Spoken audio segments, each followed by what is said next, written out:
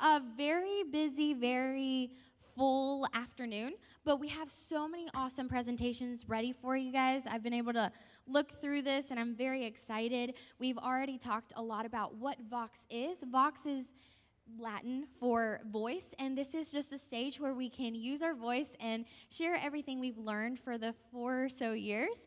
So thank you all so much for coming and for showing support. These students have worked so hard, and they've applied interdisciplinary thinking, and thanks to Dr. Bruce and our faculty, they've reached this moment. So thank you guys so much for coming and showing your support. There is food back there because it's going to be a long day, and it's sadly our last one. So everyone, okay. So if you get hungry or need coffee or tea or whatever, so feel free to go back there, grab some food, and then come right back in so you can listen to these awesome presentations that we have today. And without further ado, first, let's pray. Everything we start with prayer, yes. And we'll have our first presentation. So let's pray. Lord, thank you so much for this day you've given us, God. Thank you that you have already blessed us with awesome conversations, awesome opportunities to have community with one another and share each other's burdens and the problems that you've shown to each and every one of us and the solutions that you've kind of just showed us and revealed to us along the way. I just pray that this conference, this event will allow more conversation to happen, more difficult talks to be done, and for you to get all the glory in all of that, Lord. And just bless our time here in your precious name I pray. Amen. So first off, James Gilbert.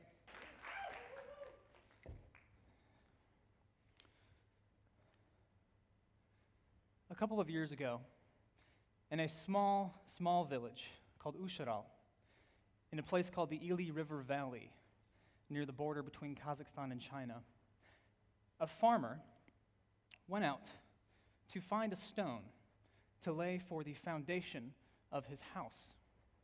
He eventually found a stone of appropriate size, lifted it up, carried it back to his house, but upon laying it down, the foundation, he saw a symbol on the stone that terrified him.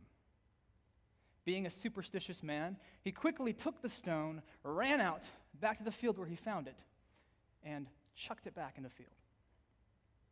The stone that he found was later reported to be this. For those of you who cannot see it, perhaps a 3D scan will reveal it more clearly. That is a Christian gravestone. When we heard about this Christian gravestone inside the borders of Kazakhstan, I was astounded. Really, a Christian gravestone, approximately 2,554 miles from Jerusalem. What on earth was it doing there? How did it get there? Now, eventually, I had heard about the Nestorian Church of the East, but I was surprised to learn that they were a lot more extensive than I had previously thought. I think the reason being is because of our conception of history. A lot of us have this westward mindset when it comes to the spread of the gospel, and the story goes something like this. The gospel is proclaimed in Jerusalem, and as the disciples began to preach the gospel, it kind of spreads out across the Roman Empire. And over the next couple centuries, as things are transforming and Constantine legalizes Christianity in the 4th century, eventually we see Christianity overtake most of Western Europe. We read in the epistles, Paul writes that he has a plan to take the gospel westward to Spain. And the book of Acts tends to tell the story of westward expansion. Eventually, in our popular conceptions of history, we think of Christianity blossoming across the Roman Empire into Europe, on into the Middle Ages, and eventually it becomes juxtaposed with the Islamic Caliphate as it quickly spreads out from the Middle East across northern Africa. And so we kind of have a map somewhat like this. We have the white sections being areas that are Christian-dominated, and the areas that are green are mostly where the Islamic Caliphate has their authority and rule. But this is not the entire picture. Because at the same time, this is a more accurate representation of the extent of the church. As a matter of fact, as this map will show you, you are going to start to see pictures of crosses representing churches that we currently know of all across Central Asia. This is a conservative estimate, and it does not include places we know that Christians lived, where we found burials or records of Christians and where they lived. These are simply the modern excavations that are currently known to us. As you can see, the church had spread all the way from Jerusalem out to the farthest reaches of the East in China. What is the story of these Christians? Who were they? What do they believe? How did they practice their faith? These questions have eaten at me for a long time, and they've shaped the path that I long to take in my career in the future, not only because of my intellectual curiosity, but also because I have a strong desire to see the gospel proclaimed in Central Asia.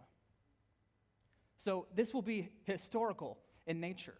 I'm going to follow a historical path, but I also hope to draw out theological implications from this history in order to both, one, learn valuable lessons from the past, and two, impact the cultural mindset of a Muslim-dominated world today. Any discussion of the Church of the East must begin with Persia. More specifically, Persia in context with Rome. Now, many of you might not know this, but Persia was kind of like the arch nemesis of the Roman Empire. They were kind of the baddies in the East who were always going back and forth with Rome, constantly in conflict. But the gospel did not adhere to these boundaries, because we know that Christians had spread all throughout both the West and the East into cities in Persia, such as Edessa and Ctesiphon. So Christians lived amongst both of these empires. However, when Constantine made Christianity the official religion of the Roman Empire, you can imagine the confusion of the Persians when they see that there are Christians living among them and their enemies just became Christian. The Zoroastrian, which is a monotheistic religion at the time period, dominated Persian Empire, began to intensely persecute the church in the East. So the church in Persia was marked by being a minority among Zoroastrians. It was persecuted heavily along with the Roman Empire until it was legalized there. It was marked by conflict, both theological and political. And its separation was remarked noticeably by the establishment of a patriarchy in the East by 315 AD. About these Christians living in Persia, we have a record of Bardesan, a Syriac, who writes in 196 AD, and he says about Christians living in Persia, he says, "We are Christians by the one name of the Messiah.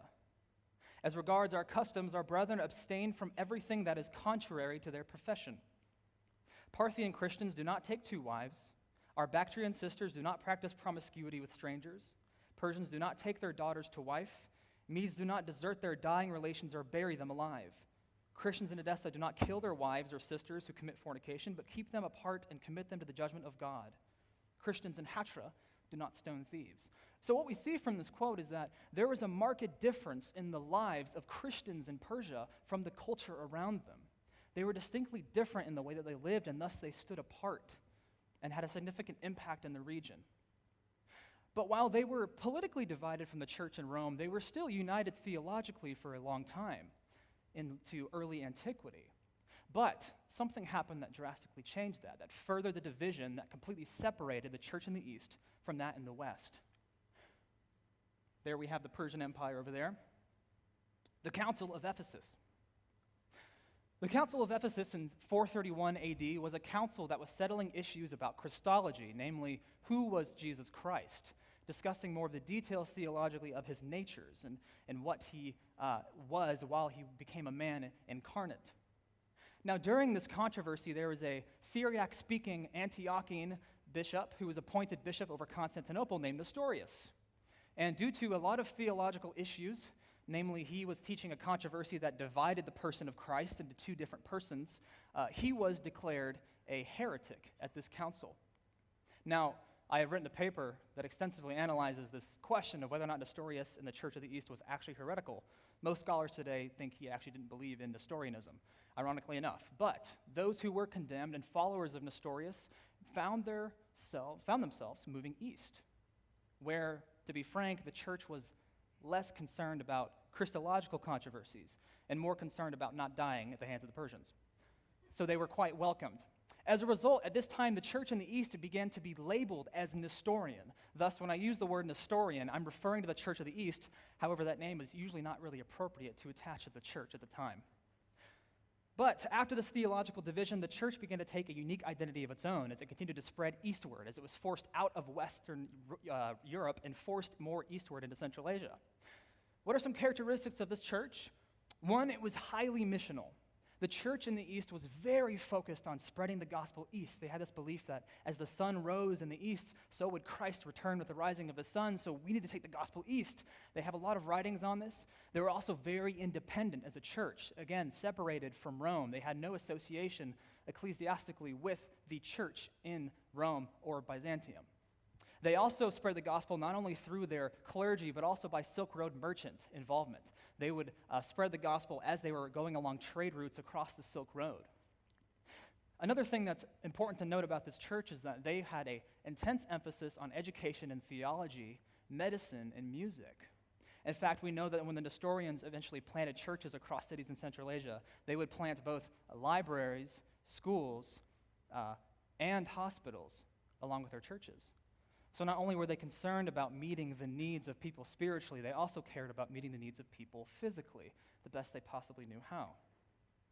So what was this initial spread into Central Asia like? While the records are quite scant, there are some things that we can point out clearly about the spread. In 424 AD, we know that there were bishoprics established in Merv and Herat. And if I have a laser pointer here, Merv is all the way in Turkmenistan, around over there, and Herat's down in Iran. So already by the 400s, we have two churches with bishops being established in these areas. Also, we know that in 498 AD, some Nestorian priests had made it up to live among the Hephthalite or the White Huns in this region, and they had proselytized and spread writing and religion among them. This effect was quite profound because we also know that later on, about 40 years later, the Huns requested a bishop from the patriarch in the East. Quite a significant spread. One reason we know the church had spread quite far east even by this time is that a lot of Byzantine war prisoners who were being taken from the Persians into Byzantium were Turkic, and they were shocked to see that many of the Turkic Christians had tattoos, a cross tattooed on their forehead. I think that they believed supposedly that tattooing crosses on their forehead would ward off the plague, interestingly enough. One interesting story about this initial spread into Central Asia was Elias, or Elijah, of Merv. He was a bishop who was traveling to the Oxus River, which is in modern-day Uzbekistan today, and he met a Turkic king there about to go to war. Now, this legend or the story goes that the bishop gave him a rousing speech telling him why he should not go to war against his fellow man, citing the gospel as evidence. And this king looked at him and said, "Okay, if you can show me a sign that is greater than the signs of all of my shamans and priests, I will become a Christian." As the story goes, he showed the sign of the cross, and a miraculous sign occurred that abated a weather phenomenon that had been risen up by the priests of this Turkic king. Now, of course, this story is impossible to corroborate, but we do know that it is rooted, at least in truth. Because later on, by the 8th century, we have a writing about these Turkic Christians by Jacobite bishop named Far Philoxenus, and he writes this about the Christians among the Turks, which is fascinating to see. But he says, "These Christian Turks eat meat and drink milk." That's horse milk for those of you who have not been to Central Asia. "All of their habits are clean. Their beliefs are orthodox and true, like our own. They believe in one glorious nature in the Holy Trinity and profess that the divine Word, one of the three persons of the Holy Trinity, suffered, died, and was crucified. And by his death and resurrection, he saved us. In their gatherings, they translate the Old and New Testaments into their Turkic language. They are true believers and God-fearing folk, and they dwell under tents and have no towns, no villages, and no houses. These Christian Turks dwell under tents and pavilions and have from themselves priests, deacons, and monks. They have many places of worship with them in their pavilions, and they ring the bells and read the books in our Syriac tongue." Fascinating to see the continuity and belief between a nomadic people group and the metropolitan regions further west. One thing that's interesting as well is that they were using the Syriac language. Now, to clarify, Syriac was the liturgical language of the Church of the East, similar to how we use Latin or Greek in the West for our liturgy and language in the early part of the church until the Reformation, so did they use Syriac in a similar way. We see the gospel continuing to spread further and further east as time goes on. One fascinating area is in Uzbekistan. These cities are still around today, Bukhara and Samarkand. And these two locations, dating from about the 7th to 8th century, have the most amount of Christian coinage that has been found from anywhere else in Central Asia. You can see there are crosses on those coins right there. What this shows us about the Christians in Uzbekistan, modern-day Uzbekistan, is that they were most likely the elites and the royalty and the rulers of these places because they were minting coins that had Christian crosses. So Christianity undoubtedly made a significant impact in these major cities along the Silk Road. In fact, Mark Dickens, a popular historian of the Church of the East, notes that Christianity was the second most popular religion around Persia and Central Asia after Zoroastrianism. Even one of the favorite physicians of the Persian king was a Nestorian, several figures we know of throughout this time.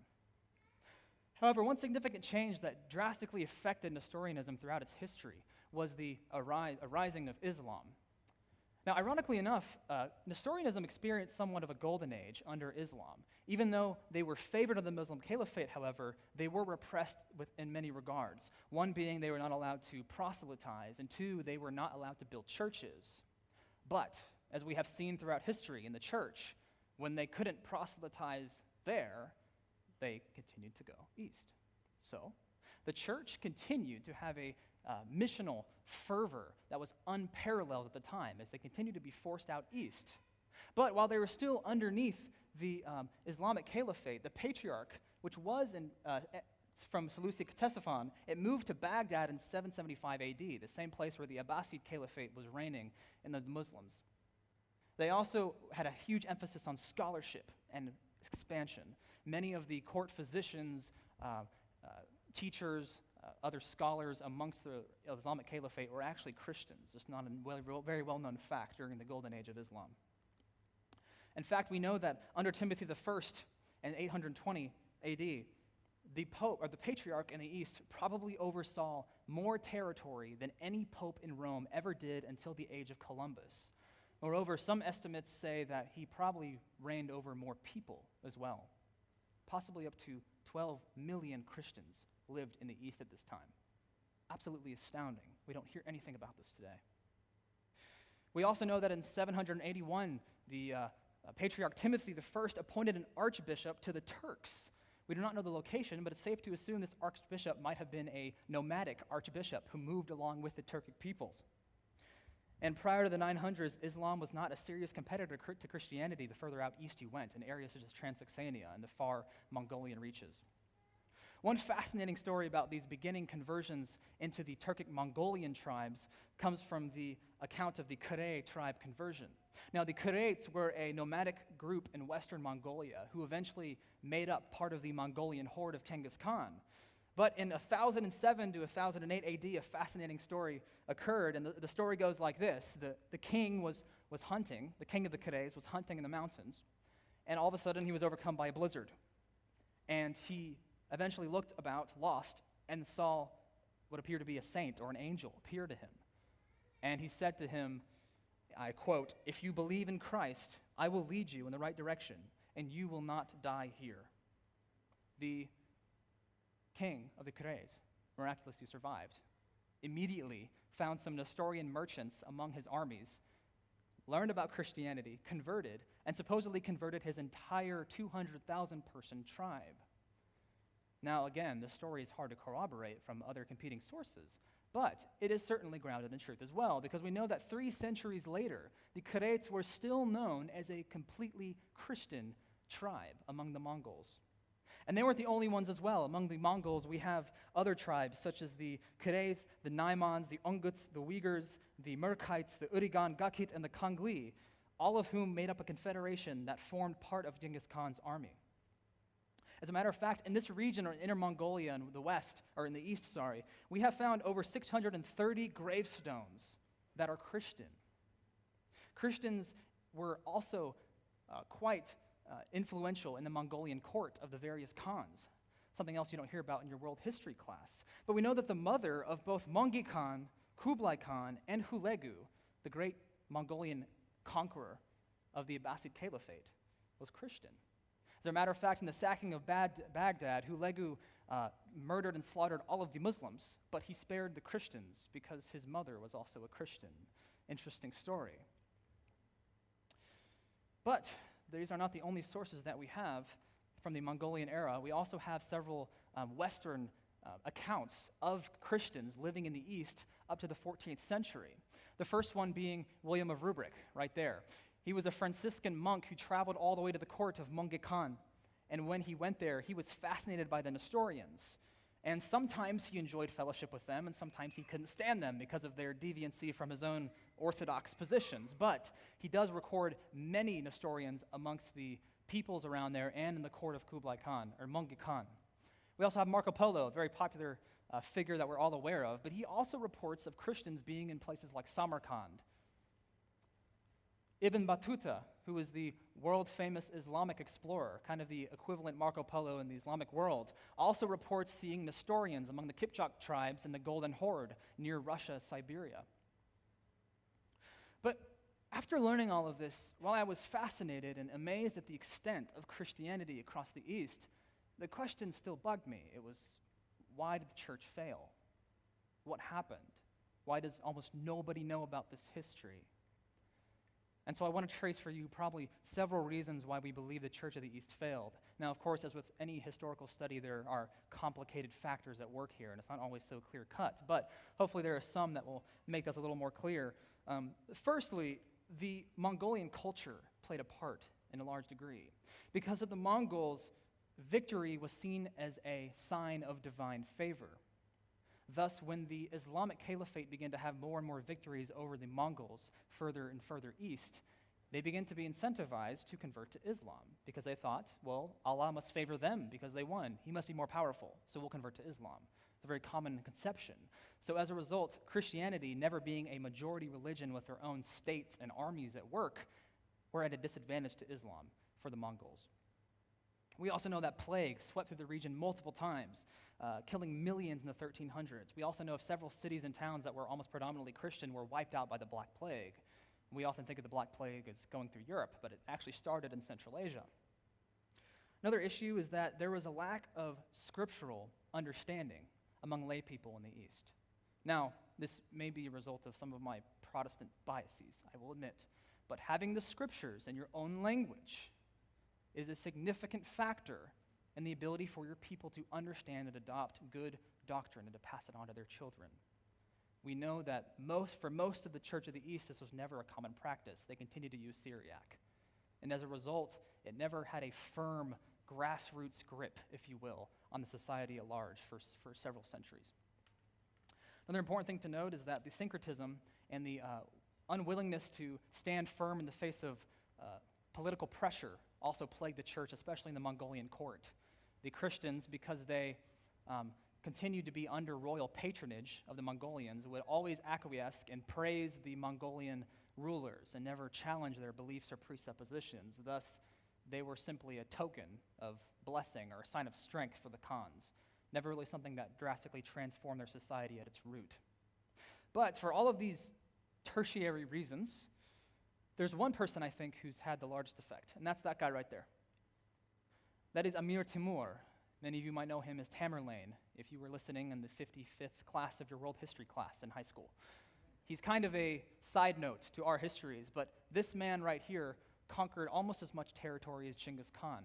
In fact, he came after Genghis Khan, but claimed descendancy from him and said that he wanted to conquer a world larger than Genghis Khan ever had in the name of Islam. He was radical. He was responsible for slaughtering hundreds of thousands of Christians among Buddhists and other religions as well. We know, for example, that in the city of Merv in Turkmenistan, he slaughtered over 100,000 Christians when he sacked the city. I think that it is clear that this man was the nail in the coffin for Christianity in the East. But what are the implications for today? What does this matter to us now? Why should you care about the Church of the East? One, I want to tell you about the culture of Central Asia today. Important thing to note about Central Asians is that their Islamic identity is intrinsically tied with their cultural identity. Thus, for a Kazakh, for example, to be a Kazakh is to be Muslim. It's a given. And to convert a religion, that would be betraying your people, adopting the god of the Russians. Why would you do that? As a result, many Kazakhs or other Central Asians, when they become Christians, are intensely persecuted for doing so. But if we can demonstrate to the general population of Kazakhstan that much of their heritage was Christian, that can have a radical impact for the gospel in Central Asia. I want to tell you about a friend of my father's. His name is, let's call him Oscar. Oscar became a Christian early on in his life, and when his parents discovered this, they kicked him out, disowned him, never spoke to him again in years. He was married, he has kids. Him and his wife run a wonderful orphan home for transitioning women transitioning out of prostitution and other orphanages and systems in Kazakhstan, but he has, for the longest time, had a broken relationship with his family. When we got to do excavations in the city in Kazakhstan, and we got to see gravestones right in front of our eyes of Christians, he was able to show his family pictures of these Christians and say, look, I'm not betraying my people. Some of us were Christians. And for the first time in years, his family listened to him and listened to him share the gospel. That's the kind of impact this has in the minds and cultures of Kazakhs today, and that's why I believe it's important.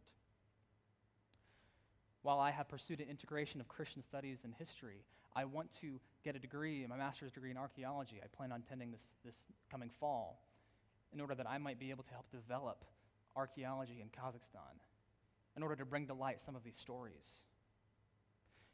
And, Lord willing, from the ashes of a dead and forgotten tradition, may a greater and newer and more powerfully transformative one arise. Thank you.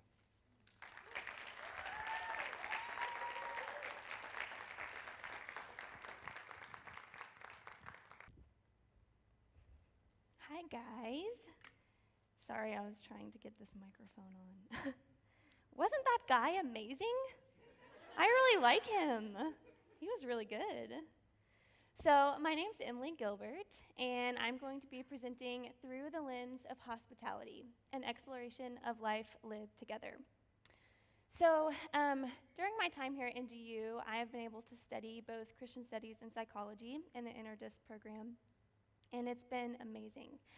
And as I was trying to figure out what I was going to do for this project, I thought of a lot of ideas. I have a lot of different passions. I want to be a doula, which is a birth assistant, and I love art. I have taken all 3 ceramics courses here, and I've loved all these things.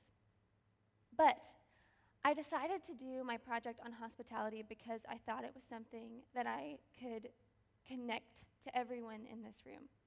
So that is why I decided to do this. So to start off the presentation today, I'm going to tell you a story. Earlier this semester, I started reading a book called The Gospel Comes with a House Key. And I don't know if you guys have ever experienced this before, but I started reading this book and I thought, this is going to change my life. We often read books that become foundational to us, and that was one for me. So in this book, the author, Rosaria Butterfield, shares a story about herself when she was a young girl. And she shares that she had a really difficult childhood. It definitely wasn't easy for her.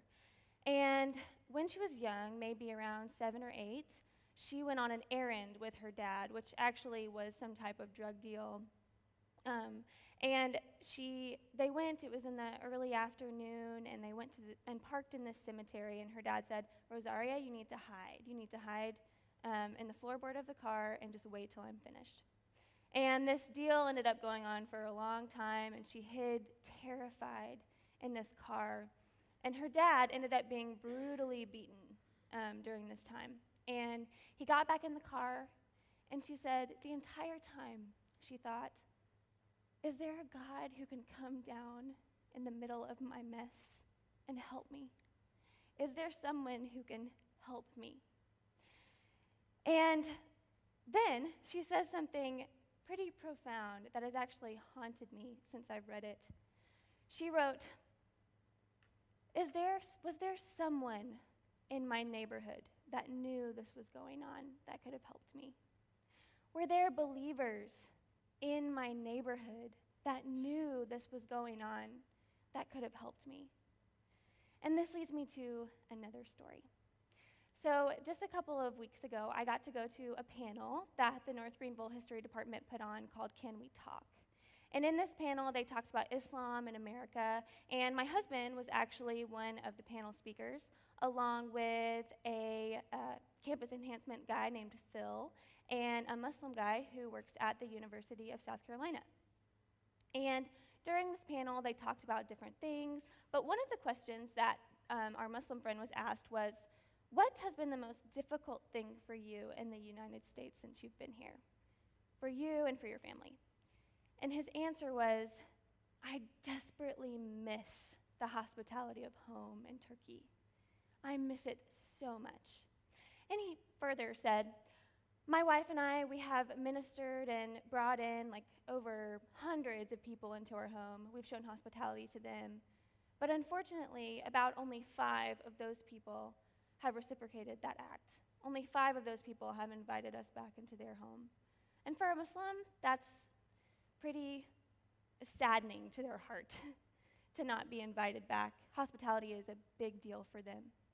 And I remember hearing that, and I looked at my friend Samuel, and I said, I wonder if there are Christians in their neighborhood. I wonder if there are people who know Jesus, who've been invited into their home, and who have not shown hospitality to them. And you know, I could share with you multiple other stories about this. I could ask you about the elderly person across the street in your neighborhood, or I could ask you about the struggling student who needs somewhere to stay. I could ask you about all of them, and I could further that question with, what if there's a believer in their neighborhood? But before I ask you those questions, I need to ask you a different one. And that is, why does this matter anyways? What's the point? So I believe that my 2 disciplines that I've studied at North Greenville can actually help us understand this. During my time here, I've had the privilege, like I said earlier, to study Christian studies and to study psychology. And today, I want to show you that these 2 disciplines can join together and integrate to demonstrate to us the importance of Christian hospitality. So, in my Foundations of Christian Psychology class, we discussed different methods of integration, and my favorite one was called the Allies model of integration. Those who hold to this model believe that there is a sovereign God who made human beings in his image. And because they believe this, they consider every academic discipline to be under God's sovereignty. So as we see on the board or PowerPoint over here, there's a sovereign God, and all disciplines, not just theology and psychology, are under his rule. And moreover, they believe that God's truth is demonstrated to us in 2 ways. That's through his word and through his works, through his creation. So when believers study with this model, they're able to find connections through psychology, which is what we're talking about here as the work of God, and through theology, his word, because these 2 disciplines have the same author and describe a single reality. And through looking at these 2 disciplines through this model, we can see a bigger picture of who God is and who we are, and it brings us to worship him. So I hope that in the midst of this presentation today, you will be able to worship him further. So with this being said, let's first discuss the psychological perspective on human interaction and interpersonal relationships. So, a psychologist named Martin Seligman wrote a book called Flourish. And in this book, he's a secular psychologist, and in his book, he talks about human well-being and happiness. And he talks about 5 elements of well-being. And I'm only going to talk about one today. And that is positive relationships with others. People who demonstrate or have positive relationships with others actually tend to show signs of healthy emotion, engagement, and meaning. Furthermore, there was actually a study that Seligman did where he had multiple people participate in different exercises or activities, and one of those activities was doing an act of kindness for people once a day. And out of all of the exercises or activities that these people did, the act of showing kindness to another person or being selfless and doing something for them actually helped them experience the most reliable momentary increase in their well-being, more than any of the other exercises they did. Doing that for someone else made them experience this most reliable momentary increase in their well-being. Also, we can see this in people who have healthy relationships with friends that they can call, whether it be in the day or the middle of the night. So, for example, if you have a friend who you know you can call at 4 a.m. and you know they will always be there for you, you actually have a chance of living longer than someone who doesn't have that. Relationships matter, and we are wired to be in them. So many psychologists actually believe that human beings are genetically wired to need one another. And we can actually see this in contrast. We see where people who struggle with chronic isolation or chronic loneliness are more prone to illnesses like cardiovascular disease or to premature death. They also really struggle processing harder, more traumatic things. They usually process those in a more dysfunctional way. So I want to say that these psychological findings, simple as they may be, can help us understand the need for people to be in relationship for one another. And we can see through this why secular psychologists and counselors would encourage their clients to build relationships, to be in community, to commit acts of kindness, whatever it may be. We can see why people would do this because it works. Being in relationship with people works. Living in community together works. We can see this in Central Asia, for example. This is a community that's centered around hospitality. And the people are healthy in many ways because of the relationships they have together. They have this heightened sense of healthiness or emotional well-being because they are together. We can even see it, and Rosaria Butterfield actually talks about this in the book that I was mentioning, in the LGBTQ community. These communities come together. They spend time together. They eat meals over the table. And this is encouraging to them. So we were wired to experience personal relationships with people. And we see that through this evidence. So we know that it works. But a question remains. Even though psychology can show us that this works and that it's good and that we should do it, we don't know the ontological reason behind the utility of community and hospitality. What is the reason ontologically that this works? If, as human beings, our whole persons are benefited by being around other humans, doesn't that tell us about something about who we are ontologically at the very core of our being? If this is something that is good for us, doesn't that tell us something about the being who created us? I think it does.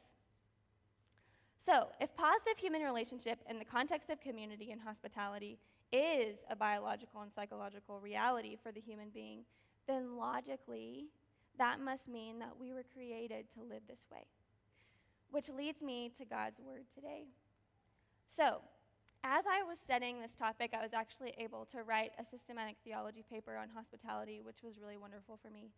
And Dr. Johnson actually helped me some with this, and after turning it in, mentioned that I missed something. And that was the fact that human beings are made in the image of God. And so there's two main core principles I want to talk about in the theology of hospitality for the foundation of it, and it's these.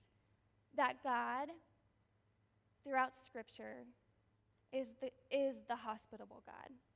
We see throughout Scripture how he has lovingly pursued and cared for his people.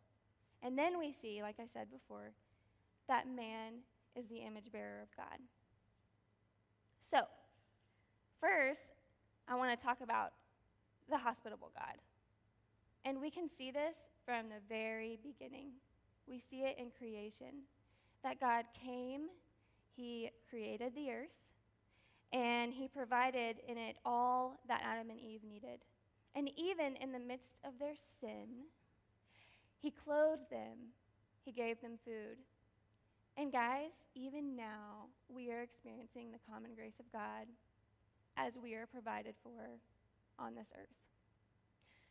And then, moreover, he continued to show this hospitality in a special way to his people, Israel. And I want to read to you a scripture from Leviticus 19. It's verse 33, and it says, "When a stranger sojourns among you in your land, you shall not do him wrong. You shall treat the stranger who sojourns with you as the native among you, and you shall love him as yourself. For you were strangers in the land of Egypt.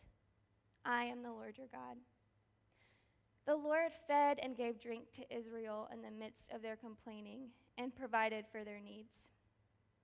And we see this wonderful and incredible hospitality of God become fully manifested in the person of Jesus Christ in the New Testament, which is amazing because, guys, that's God's hospitality to us, so that the Jew and the Greek can come to salvation is through Jesus. So through God's gift of Christ, God's purpose for hospitality becomes increasingly more clear. The sending of Jesus was God's ultimate act of hospitality, so all could come to know him.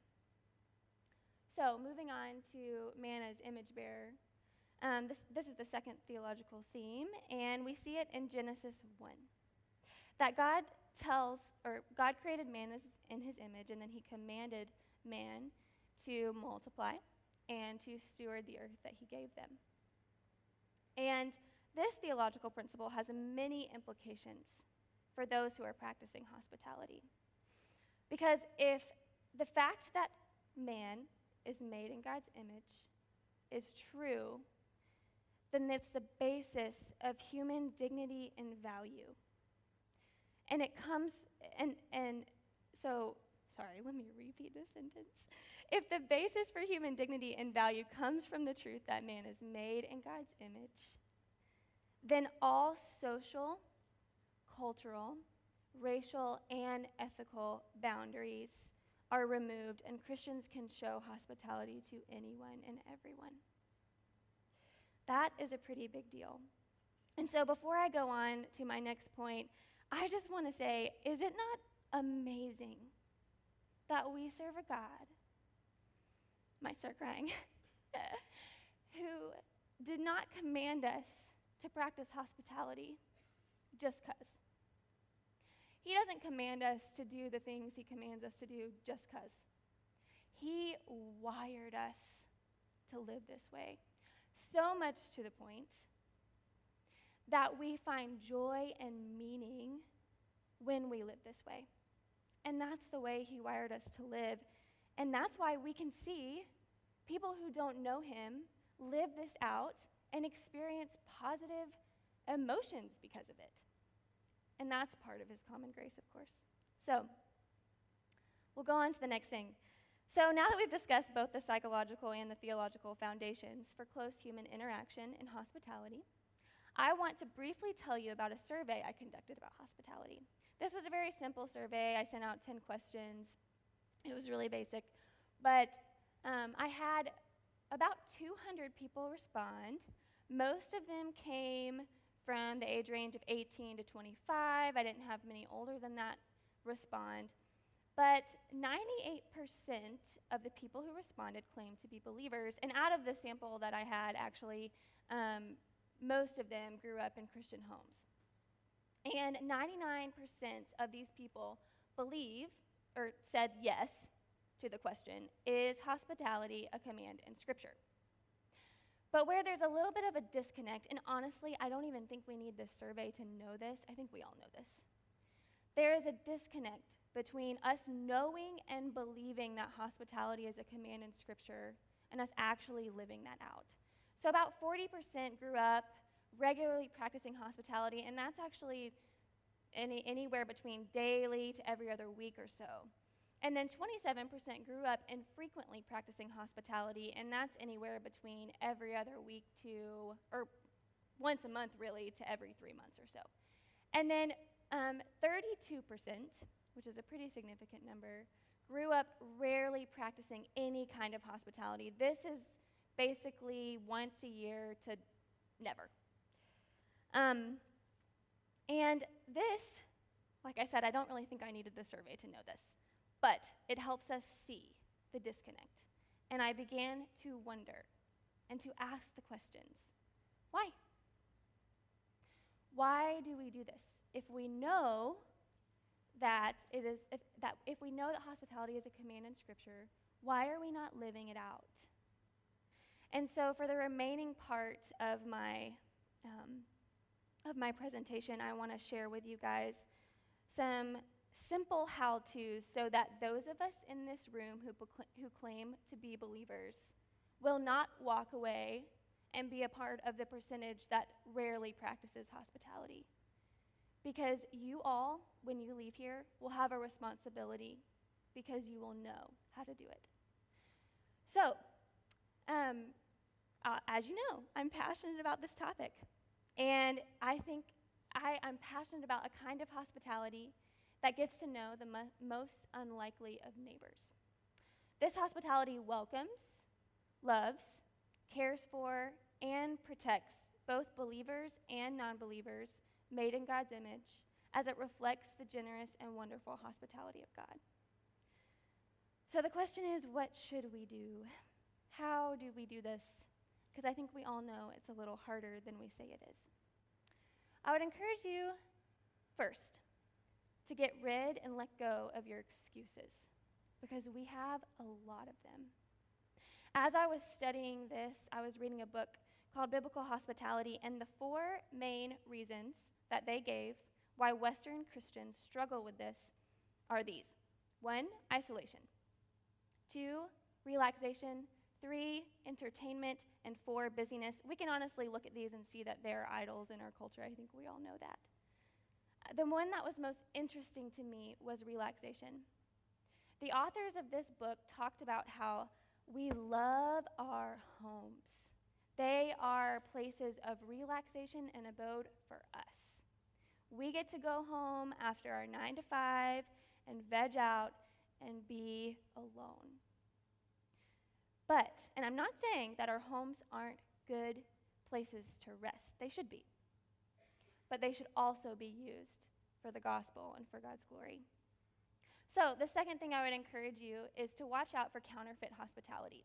Rosaria Butterfield has a good way to describe it. She says, if you have an Airbnb and you make people pay for it, it's fine. But if you call that your hospitality, it's not real. Also, I'm sure you can resonate with this. I remember when I was a little girl and my mom would run around the house and make sure everything was perfect. She would line up the pillows and clean the bathrooms and make sure everything was good. And don't get me wrong, there's nothing wrong with that. There's nothing wrong necessarily with having a clean home to welcome others. But when we make it an idol and we say we will not practice hospitality because of that, it is not good. So watch out for counterfeit hospitality. Another thing I just want to add to that is that people need to see your real life. If you're a believer, people need to see your real life lived out as a Christian. So if you still have laundry to do and somebody's coming over, have them help you. People need to see who you really are. I'm actually convinced that more people the Lord will use this as a means. When we start letting people come and put their feet under our tables and actually see the way we live, they need to see our lives and see who Jesus is and what he has done in us. The next thing I would encourage you in is to not make people your project. It can be easy with this kind of ministry to think, okay, I'm inviting these people over and I really, really want them to come to know Christ. And that's good. But when we start making the people who come into our home a project and don't recognize them as people, then a problem ensues, because all people, no matter who they are, desire to be known and loved, and I think we all know that. So, My encouragement to you in that would be to share the news, but commit their salvation to the Lord, for he is the one that will work. My next piece of encouragement is to slow down. We are fast-paced around here. And so it takes time to build real relationships. And so I want to read to you a quote, actually, one of my favorite quotes from a Christian worker in Central Asia who said, "How many cups of tea did we drink together? I can never count them. But the tea represents the time we spent together and the time it takes to build real relationships to the level where others will share their deepest needs." Take time. And my last suggestion is to start somewhere. Earlier in this presentation, I shared with you a couple of stories. And I asked,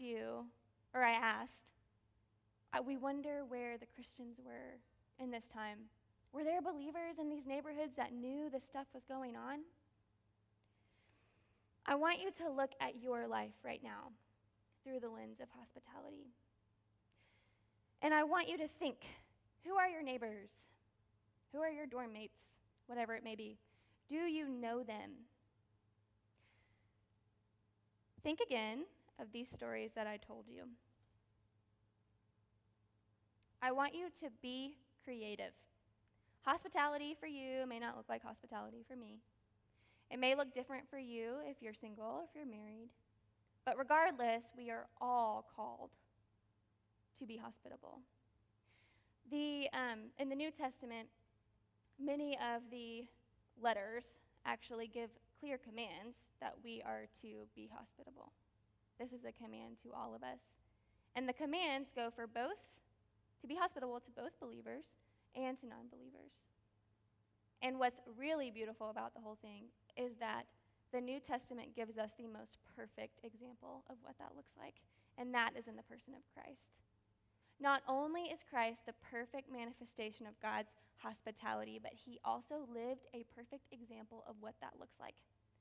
He dined and reclined with sinners, with believers, with his followers, and he loved them well. So, be creative. And to end us out here, I want to exhort you to wake up. To wake up, my fellow Christians. Because there is a watching world out there, and we will show them who we are by the way we live our lives and by the way we love them. So, my question for you today is not, do you think you're called to hospitality? No, because you are. I can tell you that now. My question to you is this: what stories will you tell? What will people in your neighborhood say? My hope is that they will tell stories of the sacrificial and loving Christian hospitality that their neighbors showed to them. For God does not get the address wrong. He put you where you are for a reason. Thank you.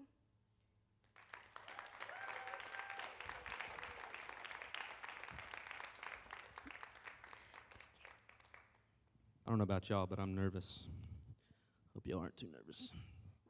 So I want to give y'all a quick disclaimer. I'm going to be a little bit different than the other people that have presented. I'm not like a come up and present. I'm more like I like to talk to you like I'm talking to a friend or, just having a conversation. So I do have this problem where I go like really far off track with when I'm talking. So I have like 8 pages to try and keep me on track, but I'll try to be quick. So one of the things we did in our assignments throughout our interdisc class and our senior sim was the passion track. And so I really enjoyed that assignment because I got to talk about like kind of where I came from, where I'm going, where I'm headed. And so that's kind of what I'm going to do. And the house with large windows, that'll kind of all make sense in the grand scheme of things. So the reason I like talking like this and just kind of having a conversation is because some of my favorite TED Talks, podcasts, interviews, things like that, even documentaries are just conversations with people. You just have someone, some average Joe that gets them on stage, and they don't always tell some grand, significant, amazing thing like the 2 things we just heard, but sometimes they just tell you things that are just down to earth, but things that you needed to hear, things you needed to be reminded of. So I'm an average Joe, and I'm going to try to do the same thing. So I want to start just kind of with my history at NGU. Like most of you, I did not start out as a in the interdis program. I actually didn't start out here. I started out at Tri-County Technical College as a computer programmer. I wanted to program and work on music, DAWs, digital art workstations, doing recording, things like that. I soon realized I didn't want to do that because that's too much math, and I'm not good at math. So I was like, okay, my sister is a teacher. I have a few other family members that are teachers. I'll be a teacher. I'll be a history teacher. That's what I'll do. So I switched to that, and then I started the process of transferring to Anderson University to do that because I'm from Anderson. And Anderson tries really hard to be Greenville, and they'll never be Greenville, but they try. So I transferred. Actually, I came here one night for BSU, and I was just like, wow, this is where I'm supposed to be. I felt God called me to it. And where Anderson was taking like a month to like get me in, North Greenville did it in like 3 days. So kudos to them. That was awesome. I've always been impressed with that. Like it was like I emailed them, and the next day they were like, hey, we're sending you your acceptance letter. And I was like, wow, okay. I could be a serial killer or something. So my freshman year, I got here, and I did Christian studies because I figured that's what I was supposed to do because I'm going to this Christian-y college, whatever. And I did that. And one of the things that I did when I first got here, because there was a lot of gaps in between my classes and whatnot, is I drove around all these country roads and all throughout the mountains, and I explored because that's what I did growing up at home, so I did that here. My very first day, I didn't know I was going to have this thing, so that's awesome. My very first day, I came across this house. I can't remember what road it is. I wish I took an actual picture of it, but I'll show you. I drove by this house. It's in this big field, and it's kind of like out in the middle of nowhere. It's like you turn down this one road past the little elementary school, wherever it is, and it's there. And it's this, it's a pretty big house. It's not that massive, but the thing that like was like amazing to me is it has these massive windows. They're huge, and I'm just like, I feel like for me being like a football field away, sitting in my car, I could kind of see what was going on in there. Like if they had TV on, I could probably watch it with them, whatever. But I became really like infatuated with this house.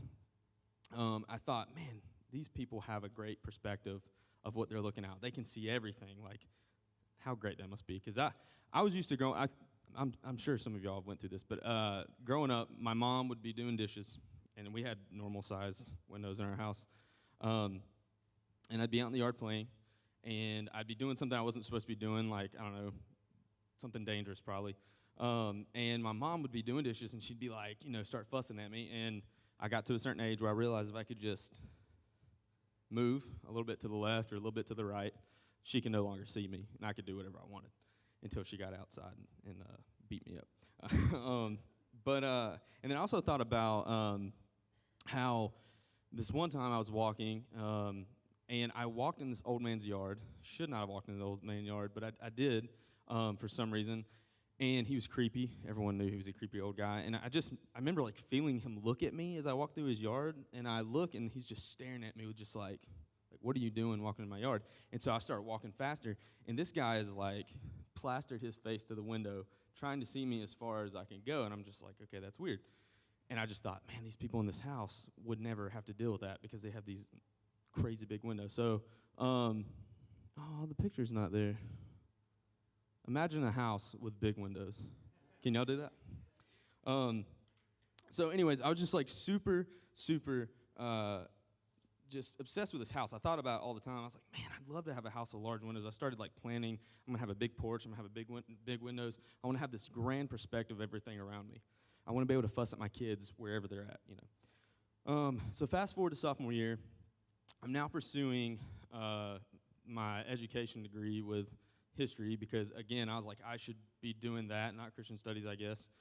And I still wasn't feeling like that was the thing for me. I was like, this doesn't feel quite right.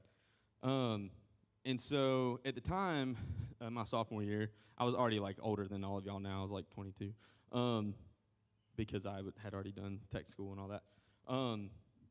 But I was going through a really crazy time where I was traveling with a church or multiple churches. I was doing a lot of different things. I was working for the church. I was serving with youth groups. I was leading small groups. I was doing all this stuff in the church, and I was being stretched pretty thin. I was also working a full-time job, basically a full-time job on the side, along with it, and being a full-time student. And so I was stretched really thin, and I was just really frustrated that I had no idea what I was supposed to be doing. I was like, I went through like 3 or 4 different majors already.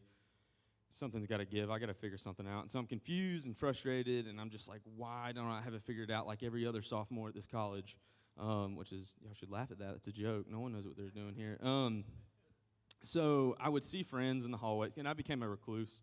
I didn't hang out with people as much because I was frustrated all the time. And so I would come across people in the hallways and stuff. Still imagine there's a house with large windows there, by the way. And they would do the typical, like, hey, how are you? Like, how are you doing? Or whatever. And for like an entire semester, I was always just like, I'm tired. Like, and I would laugh. I'm like, I'm tired. And I was tired. I was like mentally tired, physically tired. I was depressed, stressed, still blessed. And so still not knowing what to do, I did what every one of y'all have done is I hopped on the Interdisc train. I got acquainted with Dr. Bruce and a couple other people that are in it, and I was like, okay, this seems like maybe I can do something with this. And back to the thing with the church, is I was working for the church and doing all this stuff for the church, but I had always been told, don't try to work for the church. Don't do anything with music. You'll never make money. You'll never do anything, because where I'm from, there's this one big massive church that's up in the town, New Spring. Some of you may have heard of it. And then, like, they call it L.A., Lower Anderson, down in Iva and Star. There are, like, no big churches and not really any full-time pastors or anything like that. So I've just always been told, don't do that. So I have to say, once I got into the Interdisc program, I didn't quite feel like I belonged. I was like, man, there are some people who are just brilliant. They have these amazing ideas. They are super outgoing, and like James and his wife, and like they do these presentations. I'm like, wow, I can never do anything like that. And so I'm like, I don't belong here. But at the same time, I felt like it was where I was supposed to be, because I was finally kind of pursuing the church thing. I was doing a degree with communications and media ministry. It made a whole lot more sense to me for things I like to do, things I was already doing. And so I did feel like I belonged, but at the same time, I'm like, I don't know any of these people. It's hard. At this time, I was already not living on campus. I was married, all this stuff. So I didn't feel like I fit in, but I did feel like I fit in. So back to me being tired, I was told, I'm not supposed to pursue something with the church. I was exhausted with the church. I was tired with the church. They were very, very exhausting, very monotonous. The church. I've been in a lot of different churches, and I'm not bashing the church. I love the church, but I was tired of the church. And at the time, I felt like I hated the church, but I was like pouring my heart and soul out into the church and giving everything I had. And so once I got into the Interdisc program, I started feeling like, okay, God, maybe you're like telling me I really am supposed to be working in a church. I have this degree with communications and media ministry. Maybe I can find something outside of the church. I was basically working a full-time job where I could really go full-time anytime I wanted to. I was almost there anyways. But I started like, okay, I'm going to kind of pursue the church a little bit, because I knew it was the workplace I wanted to be in. I know it wasn't perfect. I'd been in a lot of different churches and a lot of different events, a lot of different things, traveled a bunch. And I knew they were really boring. I knew, especially in the South, we get a little bit monotonous with the things we did, like not just traditions, but just like we got to do the same thing every year, maybe just a little different. But I was like, I'm supposed to be doing this. This is what I'm supposed to be doing. So last year, at the end of junior year, I accepted a position as a part-time contemporary worship leader at a church. And I was finally in a position where it was like, it was an official title. I wasn't just like volunteer or getting paid like through just like, on a day-by-day basis kind of thing. It was an actual position, and I was excited. And so my passion began to grow. And one passion that had really began to grow in me came out of the ideas of worship nights or worship events. And Scotty and I think John Kesey did a worship event too for Good Friday, so that's awesome. And I love them, and they're great. I've probably been a part of like 300 of them, like not even kidding, it's ridiculous. But this passion, this idea, I had gotten tired of them, to be honest. But out of that, like being exhausted and being fed up, a passion arose. And so what I noticed about these worship nights and these worship events is that we'd show up to them usually college students and younger, like not a lot of older people go to them for some reason. But probably because it's loud music. But I just noticed that we were showing up and we would leave feeling good about ourselves. That was like the general consensus. We'd make an Instagram post like, I worshiped so hard tonight, picture of me lifting my hands up, whatever. Like, let me quote some song that we sang. That was like the thing that I noticed. And I was just like, I'm tired of that. Let me skip for a little bit. Worship nights. So I'm like, I'm tired of it. And I'm like, I have this passion to do something like that, but I want to do something different. And so I've been reading scripture, I've been praying, and I started thinking of this idea of relating these scriptures to worship nights. And that last scripture, I'll explain that, but I'll just let y'all read those. But they're about pouring ourselves out, and they're about being outward, not inward. That last scripture is about Mary when she washes Jesus' feet, and the disciples are like, what are you doing? You make no sense. You just wasted perfume. We could have sold that and did whatever, which some of them wouldn't have sold it and did whatever. They would have sold it and kept the money for themselves. But, they were like, what are you doing? And she's just pouring herself out. And so I began to have this idea of having a community worship night or a community worship event. And the difference with like adding that community in is that we, like multiple churches that are in the community, can come together and quit having like these boundaries between us. And that we can have a night where we actually bring in an organization, a missionary, ministries, even another church, because there's a lot of dying churches around here that need help. And we bring them in, and for one night, we have a worship night, we come together, we have fun, we give God glory, but we also, instead of leaving full, we leave empty. So we show up full, we leave empty, we've given money, we've given our service, our prayer, whatever it is, our love, pouring ourselves out, being outward and not inward, and then leaving knowing that God's going to fill us back up so that we can come do it again. So I got this idea, I brought it to the church that I was working for, and they're like, yeah, that's awesome, we want to do it, not really a whole lot of questions asked. So I went for it, and I started looking for an organization to pour into, and I asked a bunch of people were like, why are you doing something like that? I'm like, why not do something like that? That makes perfect sense. But Mental Health America of Greenville was an organization that was brought to my attention. And I reached out to them, and I immediately just fell in love with their cause. I'm going to show you a video in a second, but they do suicide prevention hotlines, crisis hotlines, which is like a huge thing where people just call in and like they're hurting, they're going through something. It could be a divorce, could be they're being abused, it could be relationship issues. Like, just call and talk to them. They'll sit there and listen to you. They'll help you. They'll give you resources. They help out a lot with mental health awareness, mental illnesses. They're constantly pouring into the community, and I had never heard of them before. And I'm someone who's constantly struggled with anxiety, depression, and things like that. And I was like, I've never heard of this place before. And I'm like, are y'all new? And they're like, no, we've been around like 70 years. I'm like, what? Like, and they're like, we're in a dire need of help. And so, real quick, I'm going to show you a video, hopefully. Maybe. I'm trying.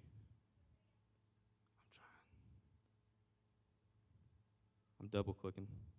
Mental Health America of Greenville County is an agency whose mission is to positively impact mental health through advocacy, awareness, and service.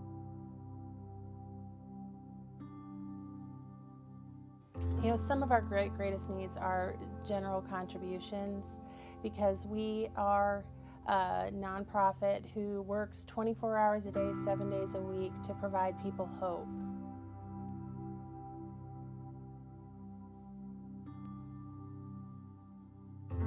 One thing that we know is that we intervene in suicides every year.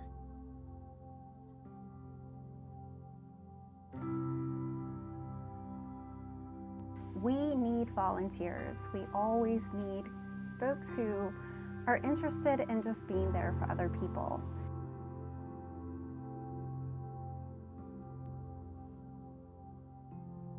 We partner really with almost anyone you can think of, because one of our services through the crisis line is we are there to listen, we're there in emergency, but we're also there to provide resources. So community linkages is a very important part of what we do.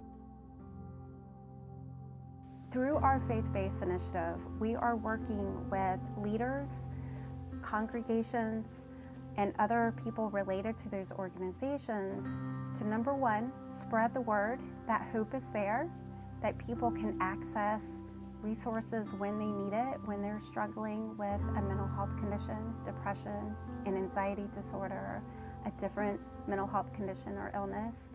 If they're struggling with a behavioral health condition, that there are partners, including Crisis Line and Teen Line, that are here.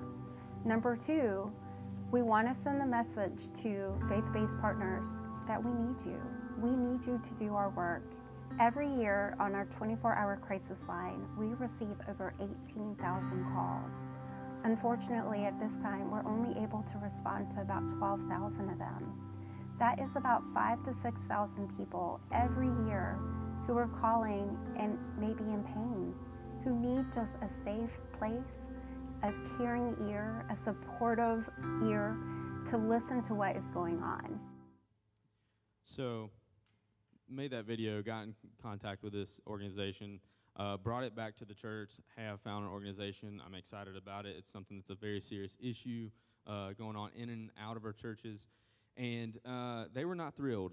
The first question I was asked is, are they a Christian organization? Because they don't really seem like a Christian organization. And I was hurt by that. They said, you know, we'll still let you do it. We'll give you the building. We'll open it up to you. And we'll give you this one list of, it was like 150 churches that they were affiliated with, and to reach out to these churches and see if they'll help. And they're like, but it's all you. So I'm like, all right, you know, that kind of hurts, but I'll continue on with it. So I emailed these people. I sent out this video. It's actually twice as long with a lot more info, telling how much they need help, how many organizations they're actually paired up with themselves. And I got 30 responses back, about 30, or a little over 30. I had one youth pastor show up out of 150 churches that I had emailed. 30 responded, and all of their responses, maybe like one or two were a little different, was, are they a Christian organization? And I was like, I don't know why that matters. No, they're not. But they are an organization in need. They're helping people, and they're doing a great thing in our community. And I either got, no, I don't want to help, we don't want to help out with that, or I got no responses. So I began to think, wow, what a small perspective we must have to think just because a Christian or because an organization isn't Christian that we can't help. One more reason that's hurt a lot is because there had been, I think it was in December and also in January, two pastors from very large churches in California had committed suicide, and it was in the news everywhere. They were young pastors, like great families, had a great job. I mean, they were like mega churches, and they had committed suicide, and it was a topic that had come up in conversation with these church leaders, and then they chose to neglect something. So it hurt, and my passion actually arose for it. It got more excited about it because, you know, suicide isn't just something that's affecting outsiders of the church or non-Christians. It's affecting Christians and churches as well.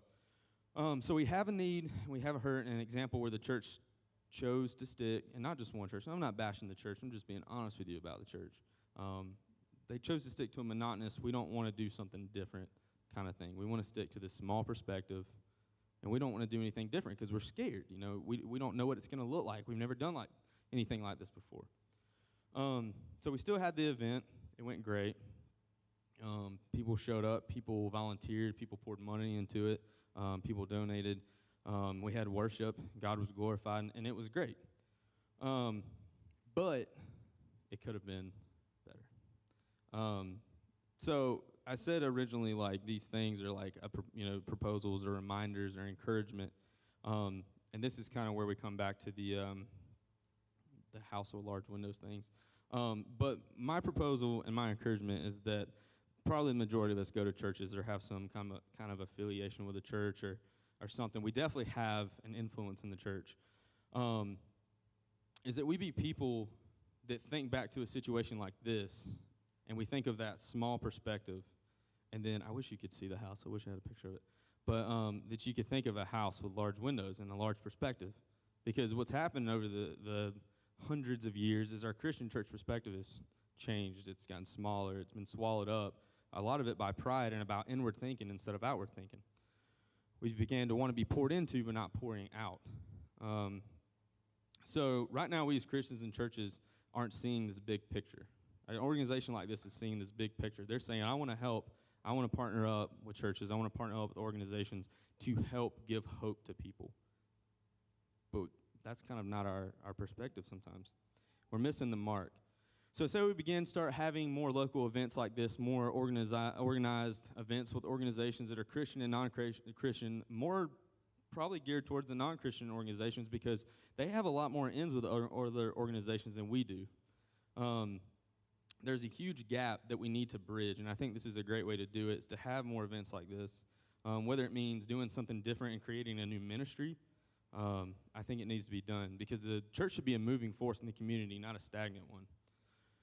So we can start these events. They all look different. They don't have to have any certain type of structure other than they need to be bringing the community together, and our focus should not just be on Christian organizations, but even non-Christian organizations because they can all accomplish many goals. We can also help the local community, not just the church, but other organizations by partnering them with this organization and other organizations. It's pretty simple. We just got to get rid of boundaries. So one last thing of Scripture. Essentially, I'm just telling you guys that we have to love our neighbor. That's what we have to do.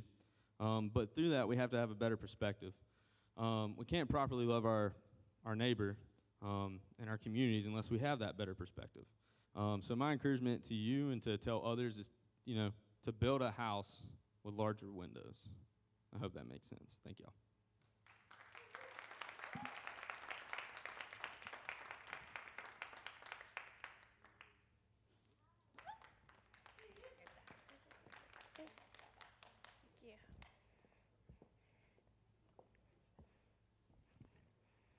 Okay. Oh, if that's on now. All right. So like she said, I did my project on esprit de corps and military culture. And my project's kind of different because it's not really centered around my majors here, but my majors can work into the military. So first, I'm going to get myself comfortable with being up here. I'm very happy. I'm not happy for the event, but I'm a big introvert, so this is completely terrifying. I was thinking about not saying that over there, but I'm just going to word vomit everything out right now so I can actually make it through my presentation. So I did JRTC all throughout high school. I did not want to come to college. I enlisted my junior year in high school, and I was ready to ride the enlisted train all the way as far as I could. But my parents, thank God, had a different plan and very persuadedly got me to come to North Greenville. When I was here, I don't know if y'all probably felt this way, but like the speaker was saying before me, I really didn't feel like I should have been here. I kind of had the feeling of like just something in my gut telling me that I could be doing something more, maybe somewhere else or something like that, but it actually kind of worked out with his presentation because I'm actually going to be talking about passion as well with this. And so as you listen to me talk about my passion, I hope that you can think about your own passions and be able to work my emotions into what you feel and maybe help you realize maybe what your true primary passions are in life. So I'm going to try not to get click happy with this and roll through this. So here we go. So esprit de corps. What it basically means, it's Latin for a feeling of pride, fellowship, and communion, loyalty shared by the members of a particular group, this group being the military. I have great esprit de corps with these people, these goofy people in these pictures here. This is my 42 Alpha Regiment from 2015, which is basically human resources. We went through a lot. This is the AIT, so it's the more chill part of our training events, the more rigorous part being basic training. So after the month or so of basic training, we as paper pushers get to move into these nice hotel areas as we learn our studies. So I said hotel areas like it was a nice month vacation while we were learning. We're still waking up at 4 in the morning, doing PT, and all this other great stuff, but what esprit de corps means to me is just being able to instantly connect with someone just because you know they're with you. They're in a group with you, you're all for the same goals, you have similar dreams, And you just know that whatever you guys are doing, you can do it together. So I'm going to try to, esprit de corps for me is military, but y'all can find your esprit de corps and your passions that you have. Okay, my inspiration in my road to interdisciplinary studies obviously led with my parents. My father in the far right, my now much bigger than me little brother in the middle, and then my twin mother over there. And they really helped push me into the military career. My mother, she was in the Army. She was actually active during Desert Storm for a few months. So she had great stories of telling me, and ever since I was a little kid, I always knew I wanted to be in the military.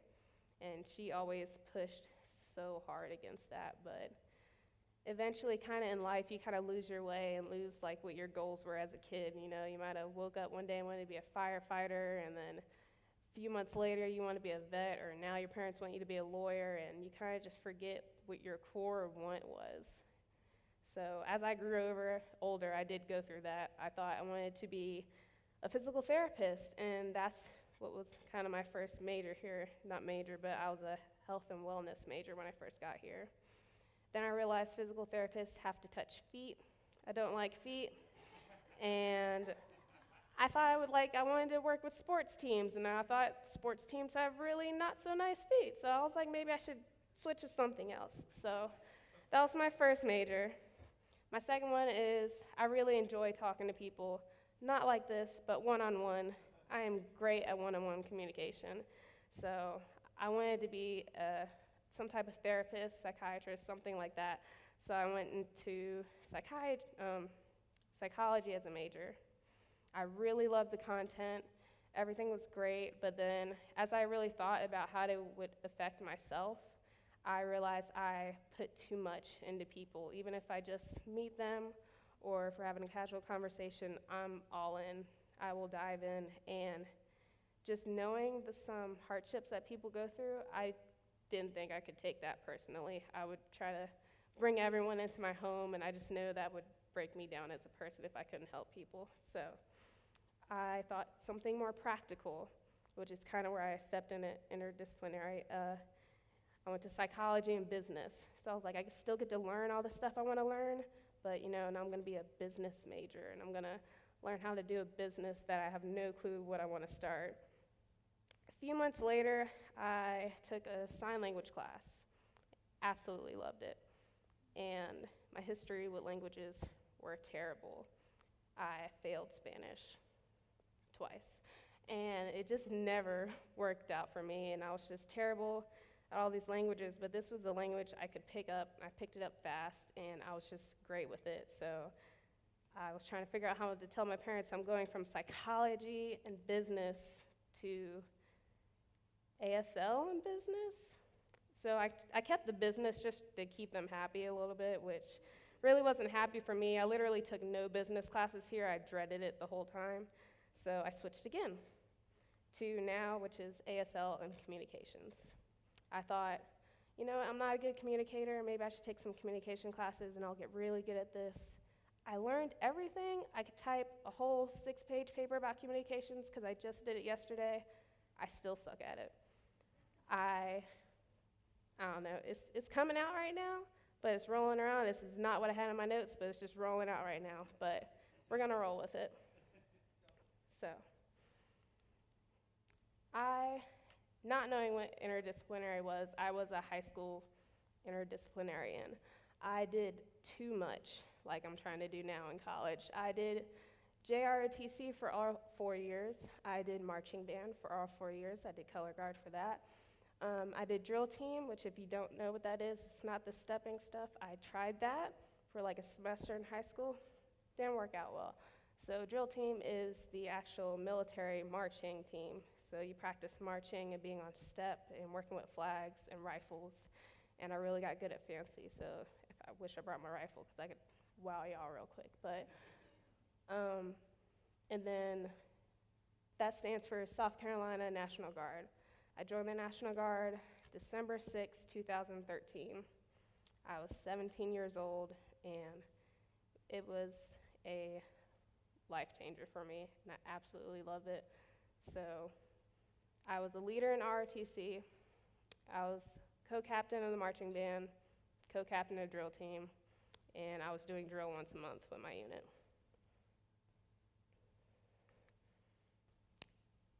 Basic training. I went to basic training the summer after my junior year. So I was still 17, and I was put in charge of college age and grown men. So I think the youngest guy I had in my squad was about 23, and they all thought I was their age because, you know, it's this little kid doing here in the Army, but it was me, and they were massive, just 6'4", not 6'4", but 6-something giants, and I was just kind of tiny in comparison. And I was scared on how I was going to lead these guys who are older, smarter, but I worked through it. I worked through it with my high school communication skills. I just worked on connecting with them on a personal level. I gave them my food that I didn't eat. They loved me for it, and they worked out with it. This right here, that is called something, I forgot the name of it, I'm so tired right now. But that is a 40-foot wall that we had to rappel down at basic training. I've actually rappelled down that wall 3 times. I've only cried on it twice, and I've went upside down on it once. The way they get you on the wall is straight vertical, so there's no way you can get off it once you get on it, but you get on your knees on the very edge, and you have someone lower you back with one hand, and you're basically trusting this person to lay you down horizontal on a straight drop 40 feet, and they picked the scariest drill sergeant to lower me down. He looked at me and told me, "Don't F it up, Kirkland." So I stared this drill sergeant in the face and tried not to cry as he unclipped me from the rope and lowered me down with just his arm and decided to jerk. Thankfully, he didn't drop me. He pulled me up, hooked me back on, and I was able to rappel down safely. But I didn't have the trust in him. I didn't know I had the trust in him then, but that's the type of esprit de corps and community that I feel when I'm with people in the Army. I didn't know that drill sergeant. He could have had butterfingers that day and let me fall, but it's just an unspeakable trust and love that you feel with these people. And you can just push that towards your career, which I did, and it doesn't have to be the military. If you think about it, if you think about people who you love and you trust, and people who maybe you don't like your job and you're going through these terrible things with these people, but you can wake up the next day laughing about it, just being happy you did it and happy you did it with these people. That's just kind of the feeling, and that's what drove my passion to stay and continue a further experience with the military. This is the main lesson I learned with the military. It helps drive my passion in every moment that I have with them, but embrace the suck, learn to love it, and make it your passion. I truly didn't go off my notes. I keep looking down trying to read it, but I keep looking up at you and these pictures. And my main message, what I'm trying to get across today is, I didn't know what my passion was in North Greenville. Taking the interdisciplinary classes, we always talked about what's your passion, dive into this project, do this and that. And I had this ache in me because I knew all this school stuff, it wasn't my passion. And I really didn't like being here, not being here as a school, but I really wish I had like that that gap year or something where I could have furthered my military experience before joining ROTC or something like that. But when you're doing something, and I try to convince myself that, I'm supposed to be here, this is what you do, high school, college, job. But being here and going through the motions just ached. But seeing the light at the end of the tunnel, me being able on July I know this is July 24th, I get to commission as a second lieutenant officer. That has made every moment here well worth it. And we have 11 days left, and I'm done. Thank you.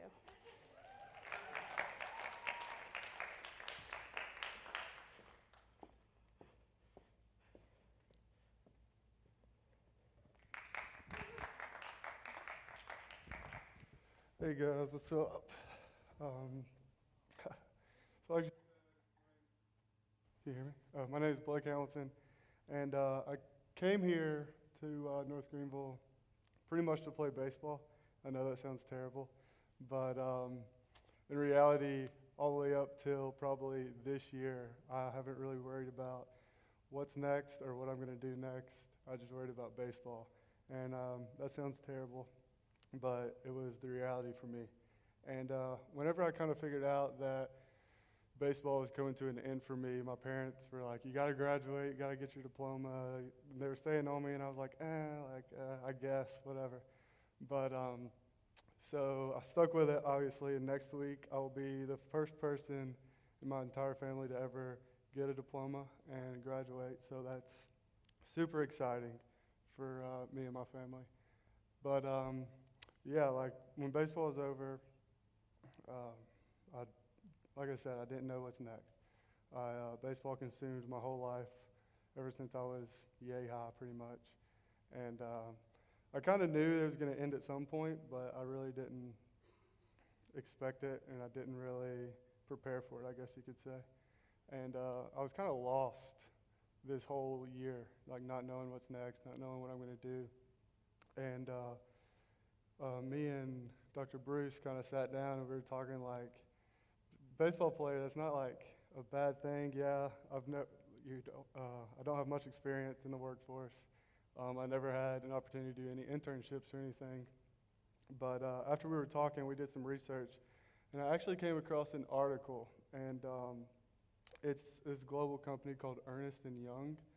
I'm not sure where they're out of. I think it's like the UK, somewhere over there. But they took 9 female Olympians from the Olympics, and they hired 9 of them without any job experience or anything.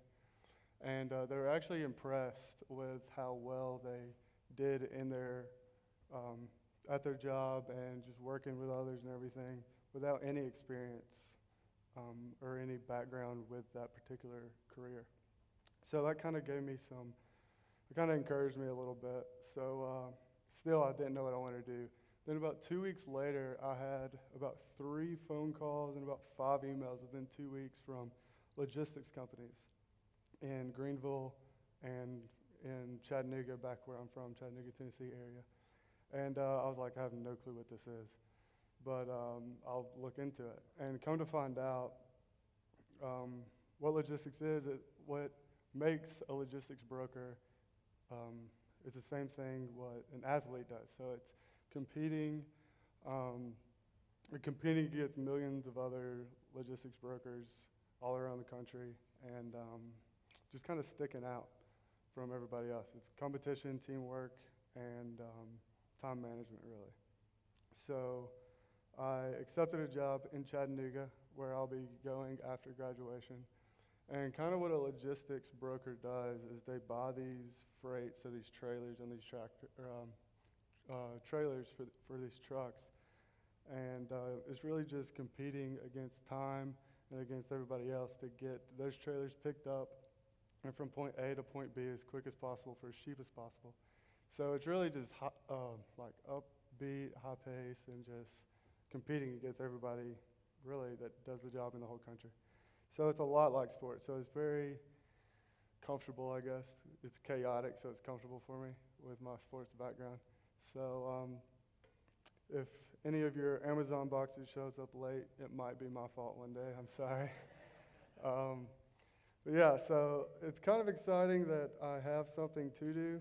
I'm not saying that's what I'm going to do with the rest of my life, but like when me and Bruce were talking about whatever I do, whatever I end up doing 15, 20 years in the future, what's going to make me successful in whatever it is sports, whatever I learned through baseball, through basketball, whatever.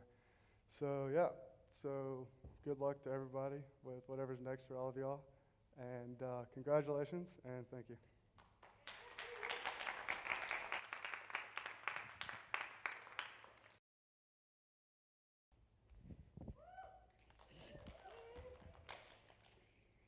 Hi, my name's Rachel Babb, and like Maddie said, my title is Stigma, Simulation, and Success, What is Autism?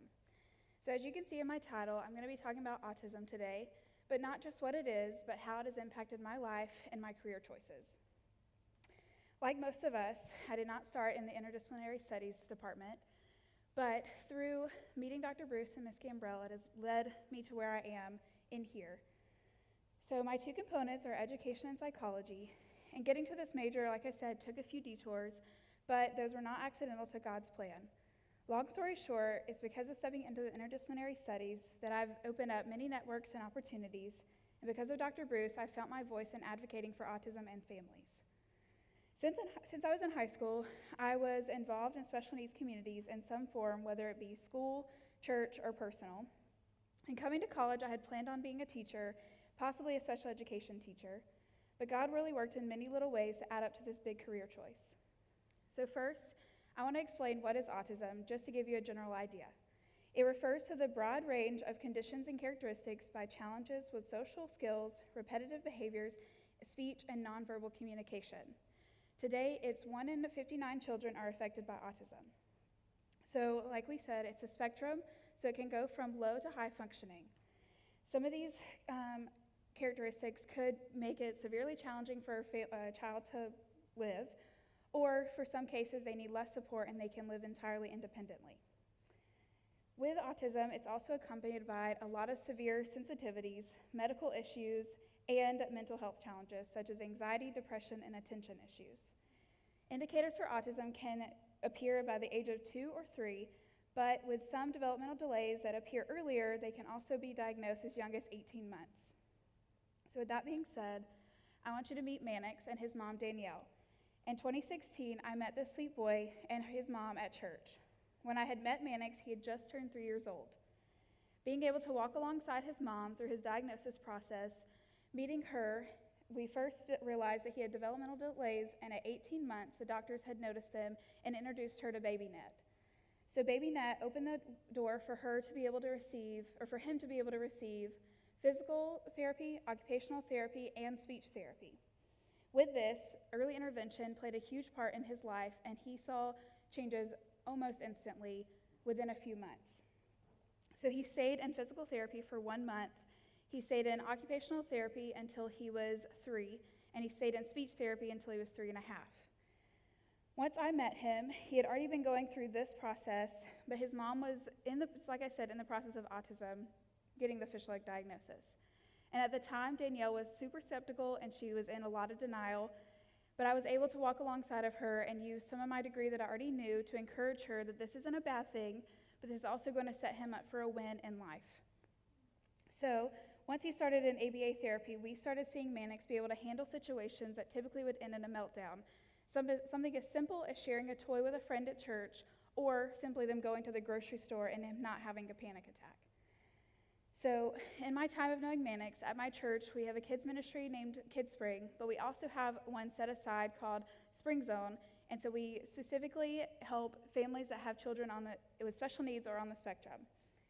So I was able to be a buddy with Mannix and see him every day or every week at church. So when we first started, like I said, he was nonverbal, which meant he could not talk and had zero communication. When I met him, he could not tell me what he needed. It ended in a lot of frustration, a lot of hitting, a lot of kicking. Most of the days I left church, and I actually have like a shoe that he tore all the way up because he would sit in small group and pick at my shoe because he was so anxious. But that was the only way that I could get him to sit still, so it didn't matter if my shoe was broken. He got Jesus on his level, and it was fine. But when I started working with him, our goals were simply that we went through a whole Sunday, and he didn't hit anybody. And he shared toys and was just simply nice to other kids in the classroom. Then we were moving towards, so the picture up there that I'm sitting with him, I would sit outside of the room with a small group bin and teach him the story that other kids were getting in a small group setting, but he couldn't handle sitting in a group with 4 or 5 more kids. So our next goal was for him to be able to sit through an entire small group without getting angry. This wasn't easy at first. There was many times that I'd have to take bins to staff members and say, sorry, he ripped up the Bible story card because he got so angry, and other things that had happened. So we had another win when he was able to sit through a whole small group through one whole service. And then the next one was we have need to knows that we teach kids. And so they're simply 3 or 4 words each. And I would try to get him to say them after me. Most times he couldn't even form the words to say it. But because of speech therapy, about a few months after working with him, he said his first need to know, and it was celebrate Jesus. So that was a huge win for us, that we were able to see that through his speech therapy and through his other services, he's already starting to show differences in church also. And then the last thing that was like a huge win was at the end of our series that lasts about 6 weeks, we have a preschool level Bible verse that they're to learn, and it probably ranges from 7 or 8 words that is modified for them to understand. And typically in the preschool setting, we'll just prompt the kids what to say, and they'll repeat it after us. And I went to go do this with Mannix, and he stopped me and he said, "No, I know it." And he said the whole Bible verse by himself and where it came from, and that was a huge win that our whole church kids string staff celebrated with him and his mom. And so I'm telling you all this about Mannix because Mannix is the reason that I'm going into ABA therapy. For those who don't know, ABA therapy is applied behavioral analysis, and it's the use of techniques and principles to bring out meaningful and positive changes. So I'll show the funny thing of the thing at the meme, is if you can stop referring to reinforcement as bribery, that would be great. So if you know ABA, then this is really funny because ABA strives that punishment is the last resort, and we use positive and negative reinforcement first. So to explain, positive reinforcement occurs when a behavior is followed immediately by the presentation of a stimulus, and it increases the future frequency of the behavior.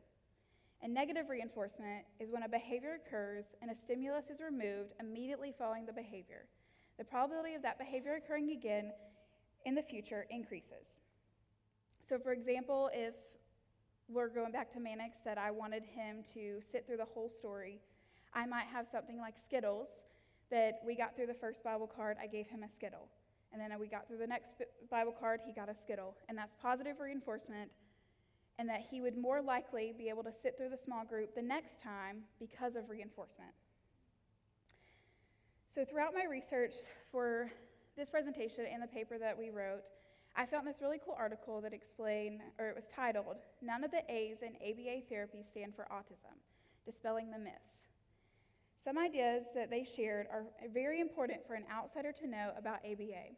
It's not just, quote, therapy for autism, but rather it's a science on which focuses on behaviors and the diagnosis and the techniques to help the people achieve the goals. Autism is just one of them. So the article focused on, like other scientists, behavioral analysts encapsulates 3 distinct but related fields, behavioralism, experimental analysis of behavior, and applied behavioral analysis, which is where the name ABA comes from. So in this, ABA is not a new technique, but it has been researched for over 100 years, but it's also been proven over and over to be the most effective service for autism. And like other people, you could be kind of skeptical of this because it sounds sometimes that people don't understand. I also joke to reference friends that I'm like Chandler, that no one actually knows what I do with my job, or nobody actually knows what it actually is. And if you watch Friends, you completely get that reference. But after giving all the definition part, going back to a personal, so after learning about ABA through Mannix and his mom, I was interested to look into what it took to be a behavioral therapist. Shortly, I discovered that North Greenville actually has a class on ABA therapy, and I was able to take that class to get 40 hours of training and to then sit in the certification exam. Before taking the exam, I was telling Ms. Gambrell my plans to continue in ABA. She introduced me to a friend that was already working in ABA, and after grabbing coffee and doing some observations, I was able to work with that company. But through that company, it has been a stepping stone for where I currently work. And because of these connections and the networks that I've had the opportunity to be hired for a year before graduation. It's not been the easiest year in ABA, but it has all led me in the same direction to where I need to be. So going along with my two components, education being another one. So in this, I was trying to decide, should I educate you on things that are related to ABA, or should I educate you on what families want to know? And so my connections with Danielle and Mannix and how much they've made an impact on where I am, I decided to go and talk to other families that have been in ABA or have children on the spectrum. So my goal is for you to learn and understand autism enough that you can just understand the person as a whole and not their diagnosis. When you meet a family and a child with autism, majority of the time the family wants you to set the diagnosis aside and get to know them. This goes along with lots of other presentations that's going on with community and hospitality, that we need to be in community with them to know that they're not alone. And so they want you to understand that not all autism is the same, and neither is every child with autism. There's a chance you'll never meet a kid with autism that is exactly like the other one. And there's a chance that you'll see behaviors that you've never seen in another one. So since I was able to get some insight from parents that have children with autism, they want you to know 4 things that I've picked from my discussions and conversations. So 1, autism causes the brain to process things differently. The sensory processing is way more sensitive than a neurotypical sensory process. So for you, your sensory processing, what you feel, what you see, what you get from a crowd, is completely different from a child with autism. It's typically, I would even say 5 times stronger for someone with autism in a loud crowd or going different places.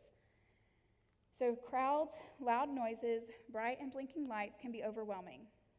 As one parent of an autistic child stated, if you're at a supermarket and your child is getting overwhelmed, making a scene, it makes it 10 times worse when people around you just start giving dirty looks and making comments. Second, my child may be nonverbal, but she has a lot to say. It is an estimate that 1/3 of the children on the autism spectrum are nonverbal. So instead of pretending that they have no opinion or ideas, try to get on their level. Learn from their form of communication. This could mean they learn or they speak through American Sign Language, or they have modified sign language to where their family has came up with signs that they both understand to talk to their child, or they have a speaking device that's typically on a phone or an iPad. Thirdly, a parent quoted, "Autistic is not my child's sole definition. Someone on the spectrum has their own unique talents and personalities, likes and dislikes, just like you, and they're still a person that wants to be known." So like I said earlier, they want you to put the diagnosis to the side and get to know them because they're still a person that needs to be known.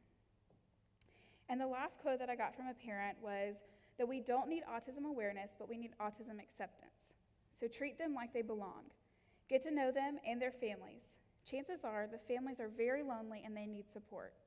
I challenge you to be in community with a family with a child on the spectrum. There's a great chance they're going to teach you more than you could ever teach them. And lastly, I want to encourage you as a Christian. We're called to be different and opposite from society. We're to welcome and be the hands and feet of Jesus. For a family with a child on the spectrum, this may mean that you simply include. You invite them over for dinner, you speak to them at the grocery store, at school or work or church. You make them feel loved and accepted.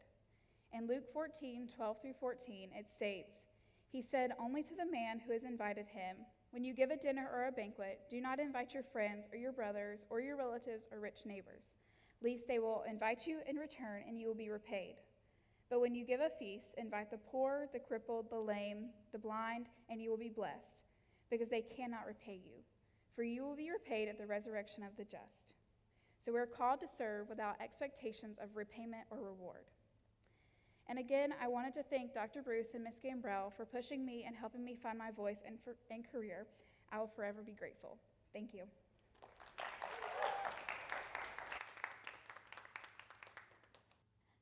Yay! Another round of applause. Isn't this awesome? We have had so much care for people in these presentations. Like, I am kind of wanting to take a pause. It's been really awesome to just hear everyone's hearts and these presentations and how well developed they are. And it's crazy that we all basically have the same mission to just solve problems, and we just figure out how to do it. So thank you guys so much for sticking with us and moving right along. The next one, it's going to be No One Will Understand by Michaela Norberto. You got it.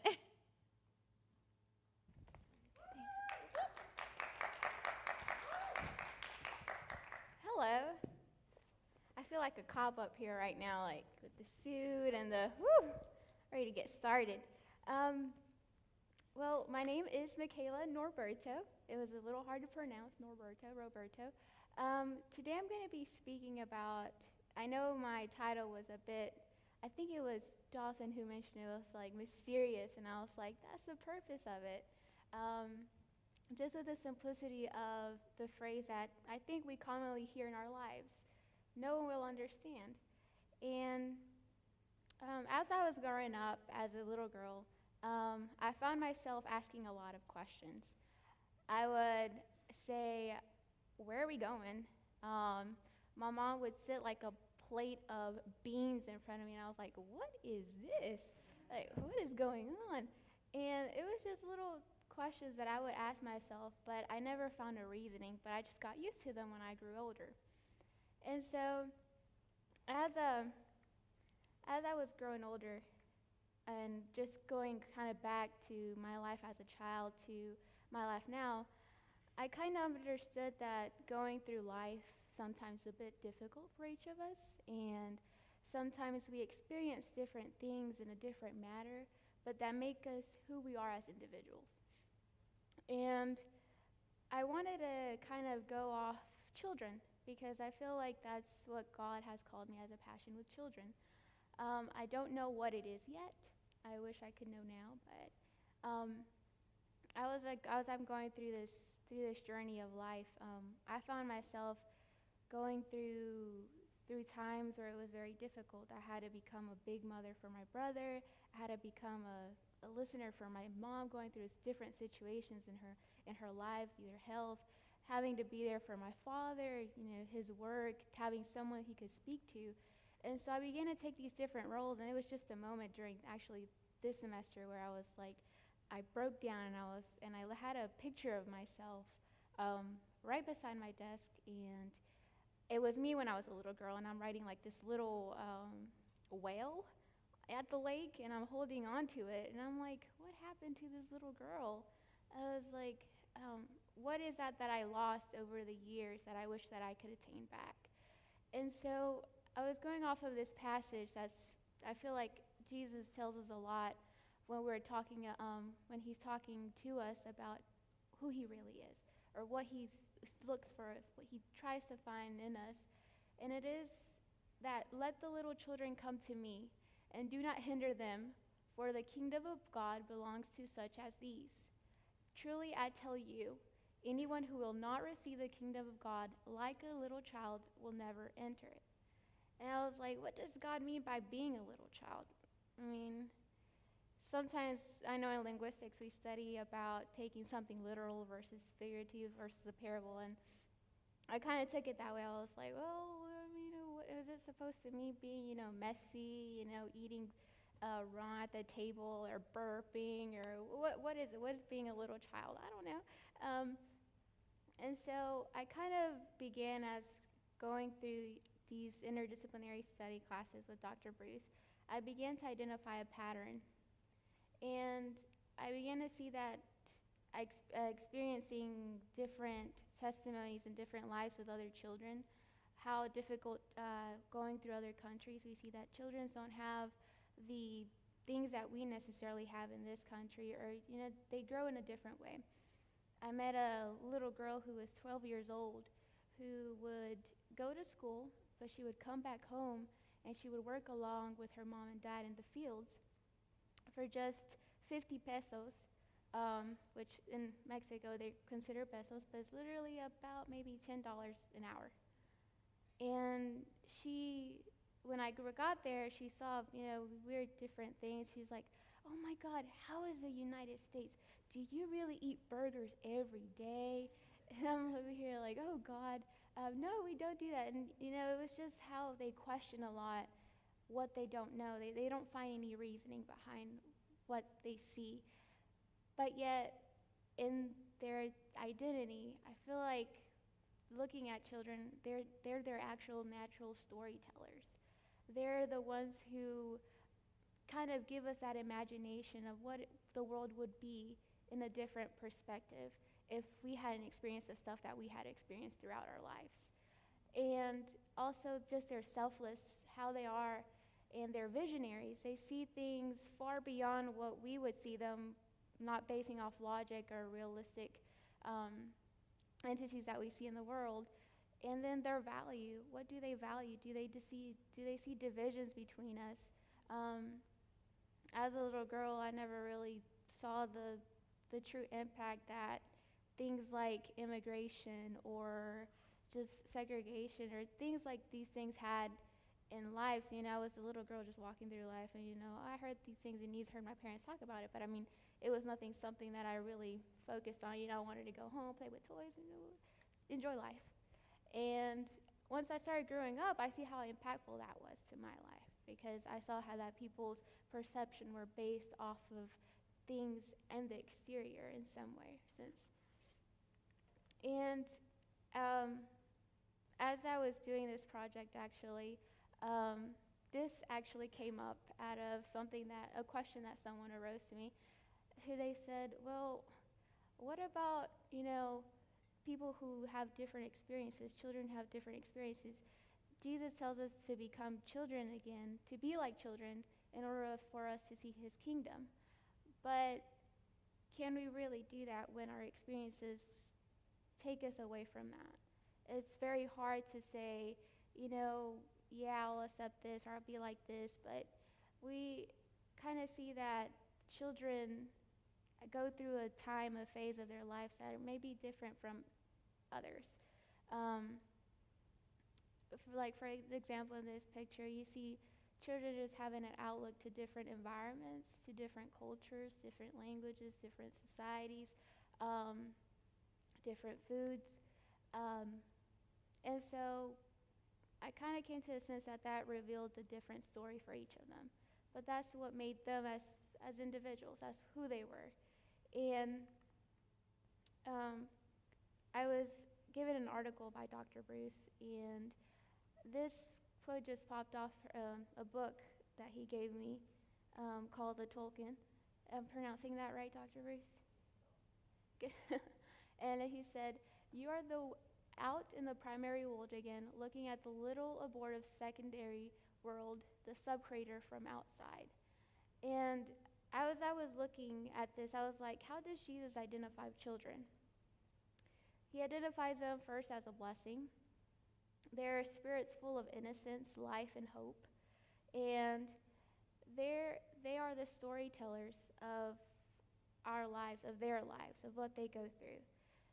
And I believe that they give us a vision to another world kind of closer to God.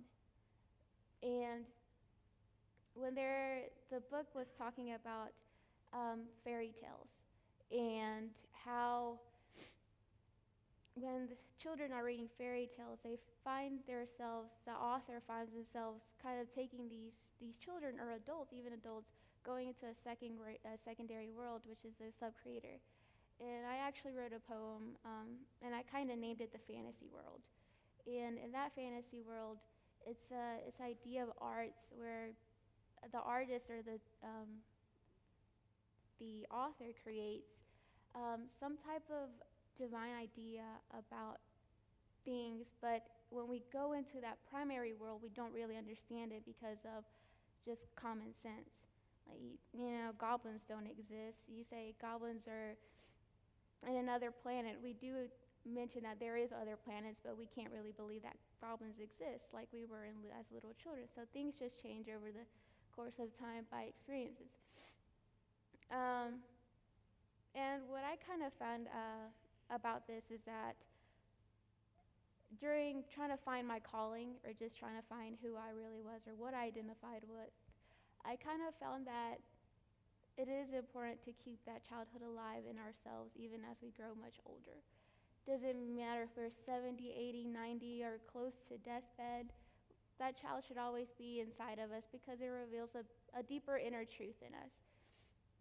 And especially through Christ, it's our identity through Christ to be like children. And so one thing is our dreams are falling into a nocturnal retreat when we become children. And that's the emphasis of just recovering that children that we've lost over the time because of situations that we've gone through. Either trying to grow up, sometimes we're very in-depth in our vocation, or trying to get school done, or trying to get those grades, and sometimes we just forget to kind of step back and just see things in a different way, enjoy life, and say, these are the true things that matter, because at the end of the day, what will we have? Well, what will we have? And the last time that, we close our eyes, what will be that special moment? Will you be taking your vocation? Will you be taking your diploma? There's some stuff that kind of roots in our consciousness of our roots. And those roots are the people that we meet, the people that we interact with.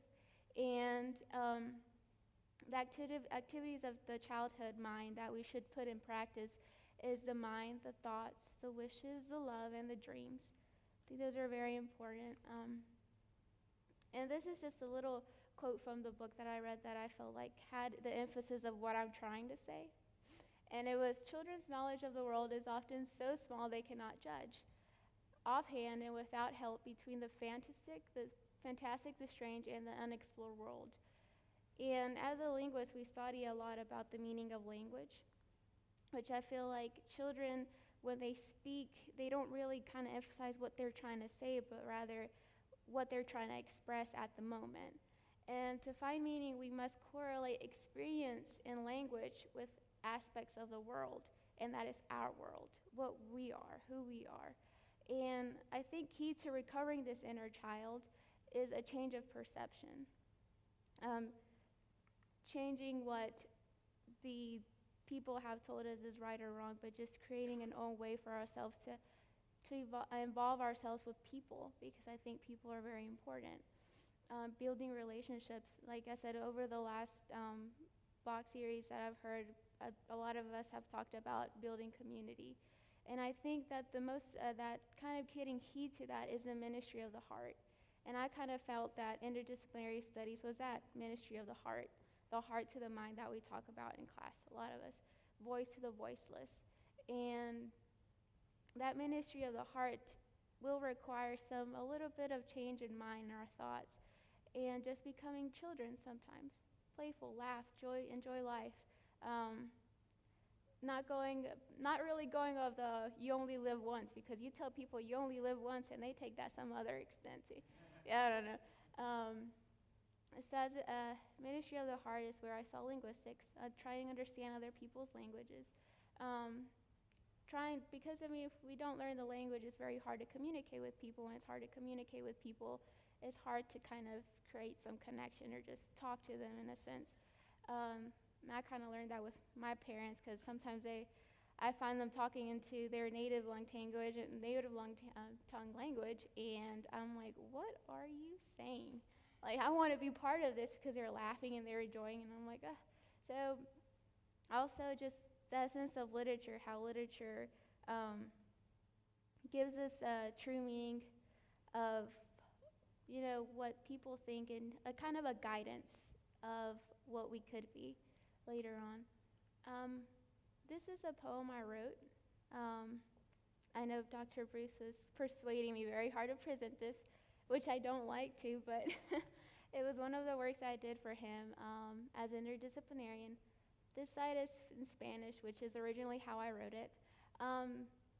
But this was just something that, I wrote going through these moments of trying to figure out who I really was. And it goes like this. I wish to be caught in a fantasy world, but I have to love the uncertainty with all my love. I'm failing, I'm triumphing, I'm crossing my valley of thorns, but I see the fantasy world. I lift my hands, but I'm the one, and my mouth no longer, I can't see that, responds. I'm afraid of the rising sun, but I remember that there are no better reasons. and I cover myself in the beautiful love, no reasoning. I'm an imperfect child, but I never forget that they hurt me and I forgave them, only wanting to trap them in my fantasy world. And that fantasy world for me is a very, very deep spot where, as little kids, Care Bear, Care a Lot. I don't know if any of you were born in the 1990s, but that was a show. And, or Barney. Amen. That's my fantasy world, just building something like this. I was in Mexico in 2017, and I had an opportunity to meet these children, and the love and joy that I just felt at the moment is something that no one will understand, which is where my topic comes from. And I feel like that expresses by our actions. Language is necessarily, but sometimes language can be underspecified, so we have to find other means to express what we really are. But today my purpose was just to kind of give you another perspective of, we are students, I know we have fiancés or married couples, or we have single ladies or no single ladies, single men, but we all come from different perspectives, right? We're standing at a different area. Some of us are about to graduate, hopefully, amen. Some of us are continuing the degree, but just to find that inner child in us, especially in Christ-like characteristics, just be born, just be happy, be glad that you're living the moment, appreciate the people around you, love, and that's all for me. Thank you. Michaela, say right here, I need to tell you kind of what my brain was thinking. So thank you first for shout out to the Vox series, Voice for the Voiceless, yes. And we're both Spanish tutors in the tutoring lab. So when I saw your name on the screen, and I was trying to read it in English. And I was like, wait a minute, this is not, okay. But yes, so I just thought that was funny. Thank you so much for sharing your story. Great job, great job. Another round of applause, yeah. Great. Cool. All right, so my name is Tyler Craig. I'm a senior political science major. I'm technically an honorary interdisc major since I've had several classes with Dr. Bruce, but unfortunately I never was able to work it out to where I could become an interdisc major. But all that aside, thank you again, Dr. Bruce, for letting me come present with y'all today. It's a huge honor. So for my presentation, it is about interest groups and basically how interest groups affect democracy as we know it, as we come to know it within the United States political system. So just a little bit of background. For my senior honors project, I actually did mine on interest groups, but a little bit of a different angle. I was looking at gun control and how interest groups affected how we view gun control issues through their rhetoric and how they communicate messages through media and things like that. So I wanted to take more of a broader look at this, mainly with the democratic theory. And so I'm a big theory nerd. I love big ideas and stuff. So just to take on the theoretical and big idea, big concept kind of thing really intrigued me. So just as a general overview, it'll be a little bit of a history lesson for United States history, so bear with me. So in the early days of United States history, we had just beat the British in the American Revolution, and so many of the founding fathers were trying to establish a government that would protect individual rights, but also encourage political participation and take some good things from democracy that was shown in Greece and incorporate elements of Republican government through Rome. And it is now combined and took the good elements of democracy and basically combined it with Republican form of government as we know it today to get what we have now. So very early on, after the failure of the Articles of Confederation, which basically was a loose union of states and a very weak federal government, that solution did not work. since the federal government was not able to do anything, and that states had entirely too much power and were very loose in their union. And so the founding fathers decided to come up with another solution. And so two camps developed within the founding fathers and a lot of early Americans after the Revolution, which basically broke down into the Federalists versus the Anti-Federalists. So what the Federalists were trying to do was that they were trying to devise a system of government where they could balance having a strong federal government, but also protecting individual rights. Because the Anti-Federalists were very afraid of a strong federal government trouncing on individual rights that they had just fought for and believed in so strongly as a result of the American Revolution and previous Enlightenment era political thought, mainly proposed by John Locke with individual rights. So in response to this, fifth President of the United States, James Madison, one of the founding fathers and one of the most influential and important writers in early American history with political thought, along with Thomas Jefferson, contributed to a series of papers called the Federalist Papers. And they were a combination of, or a compilation of 85 essays defending why they needed a constitutional form of government and how that system was to be established and ultimately the best solution for it, for the new government. And so I wanted to focus my main attention on Federalist number 10. And so Federalist number 10 specifically deals with interest groups and what he called factions. And so this was a document that mainly focused on basically the Federalist idea of a unified and strong government in order to protect the individual and society at large from tyrannical factions, which were basically what we now know as interest groups. And so interest groups are basically, just a broad definition of interest groups, are basically unified associations of people that are united under one singular cause, that are united together, and they seek to change society at large to promote their inherent interests. So examples of that would be the NRA, the AARP, Black Lives Matter, anything like that. Any group that exists solely to promote a single cause, political cause, whether that's economic interests or social issues or anything like that. It's very, very important that they are unified under a single cause. So kind of jumping in, my main research, what I wanted to do was I wanted to look at Federalist number 10 in depth and basically come away with Madison's theory of what interest groups should look like and the response that the government should have to interest groups, but mainly I wanted to focus on Madison's theory of what democracy should look like. And so basically, how does the modern day view of interest groups as we know it today, how has that been affected by Madison's view of interest groups back after the Revolution, and basically how that relates to now and how we view democracy is what I ultimately wanted to look at. So just kind of jumping into the text of what Madison was trying to say in Federalist number 10. And so he primarily starts off with just a very, very broad fear of pure democracy.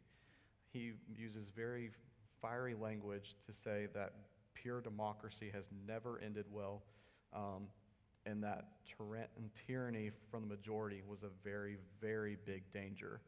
The concept of mob rule. Basically, the majority gets what they want regardless of what the minority says. So let's say, for example, everybody in this room, the majority of people decide to kill Dr. Bruce. So in a pure democracy, without any safeguards like individual rights or rule of law or anything like that, that would be perfectly acceptable. That would just be standard procedure. And so Madison recognized that. And he wanted to safeguard against pure democracy because he's seen throughout history And the founding fathers were not dumb people. They were highly educated. They were very literate. They were very cultured, and they knew a lot of, and they did a lot of homework when they were writing the Constitution. And so they took this very seriously, and they wanted to make sure that they safeguarded against every single danger that could be faced with the establishment of this government.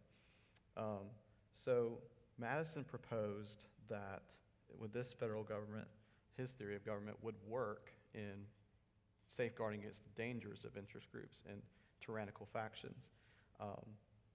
He basically said, you either have to remove the causes or safeguard against the effects of interest groups. And so removing the causes would basically give mankind every single uniform opinions. Like everybody in this room would have to think the same thing about gun control, abortion, gay marriage, anything like that. So there would be no conflict. And also they would have to remove the liberty of people to form together and unify under certain interests. And so that went against the very nature of what they were trying to accomplish. So basically what Madison came up with was we have to safeguard against the potential effects of pure democracy. And so basically what happens in his writing is basically they had to create safeguards against what pure democracy could do.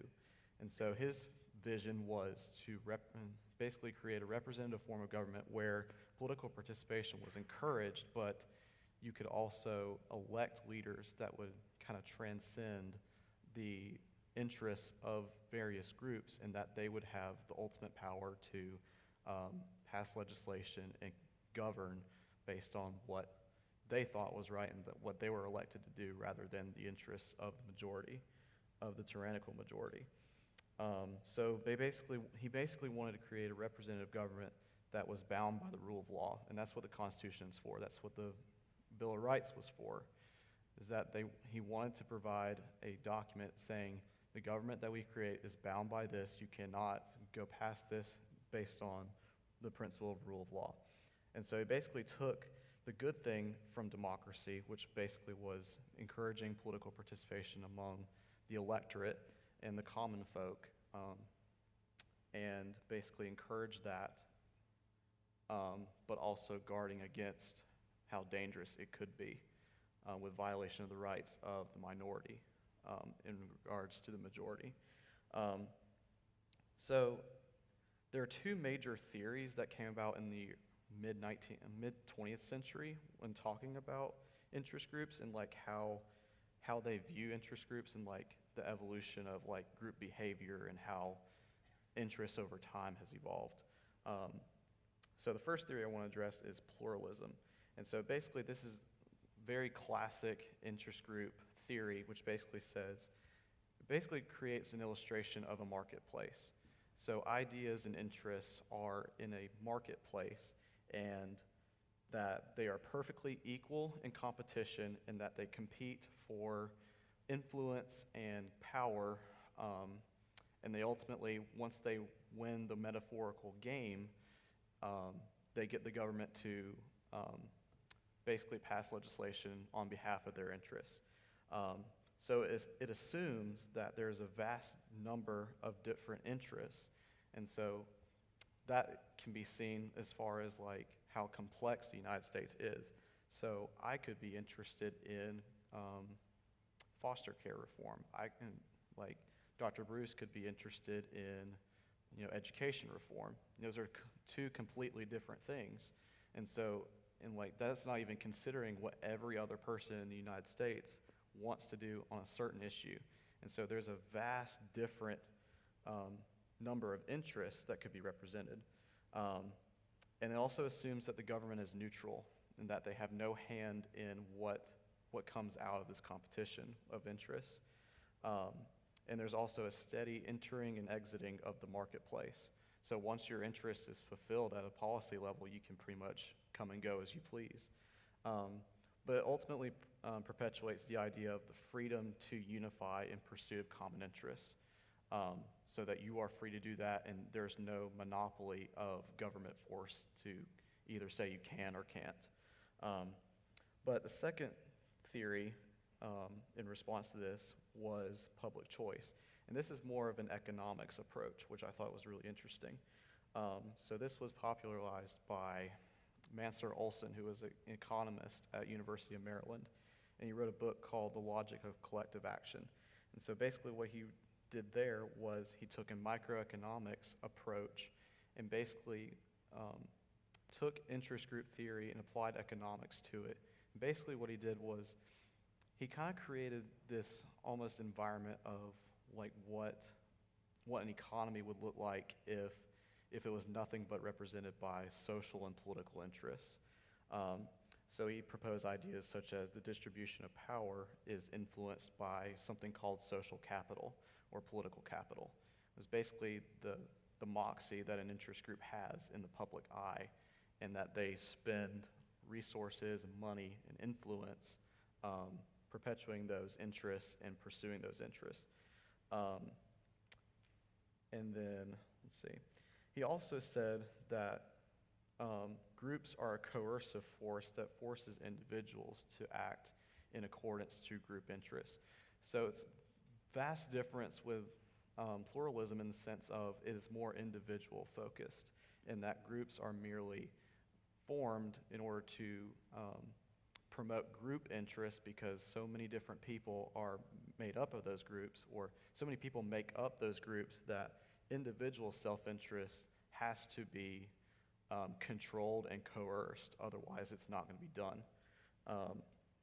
And I thought that was really, really interesting because it really just shows you a different perspective of what human self-interest does in this sort of sense.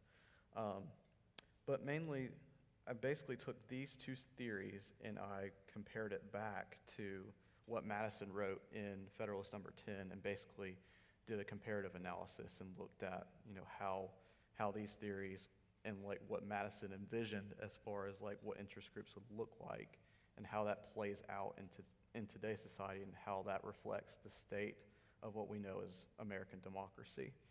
So basically when I did my analysis, basically came away with the overall thing of pluralism is more accurate out of the two. It works best for his vision, but it's idealistic in some senses. Obviously more groups or some groups have more money than others, more capital, more resources, so they're going to get their voices heard more than their opposition sometimes. And that kind of goes against the theory of there's perfect competition, there's perfect balance within that.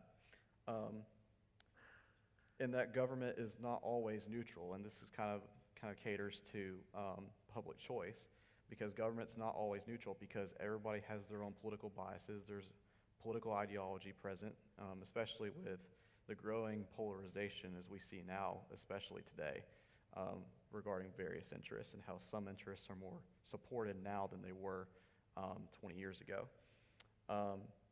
But there are some elements of the concept of self-interest that are constantly, or that are perpetuated in this. And it really is interesting how both like different views of self-interest are incorporated into this as well.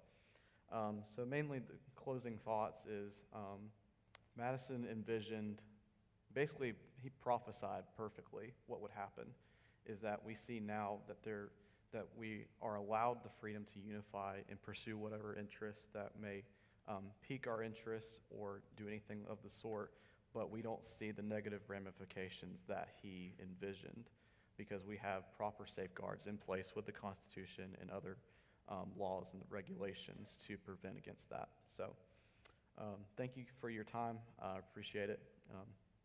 So that's all I have.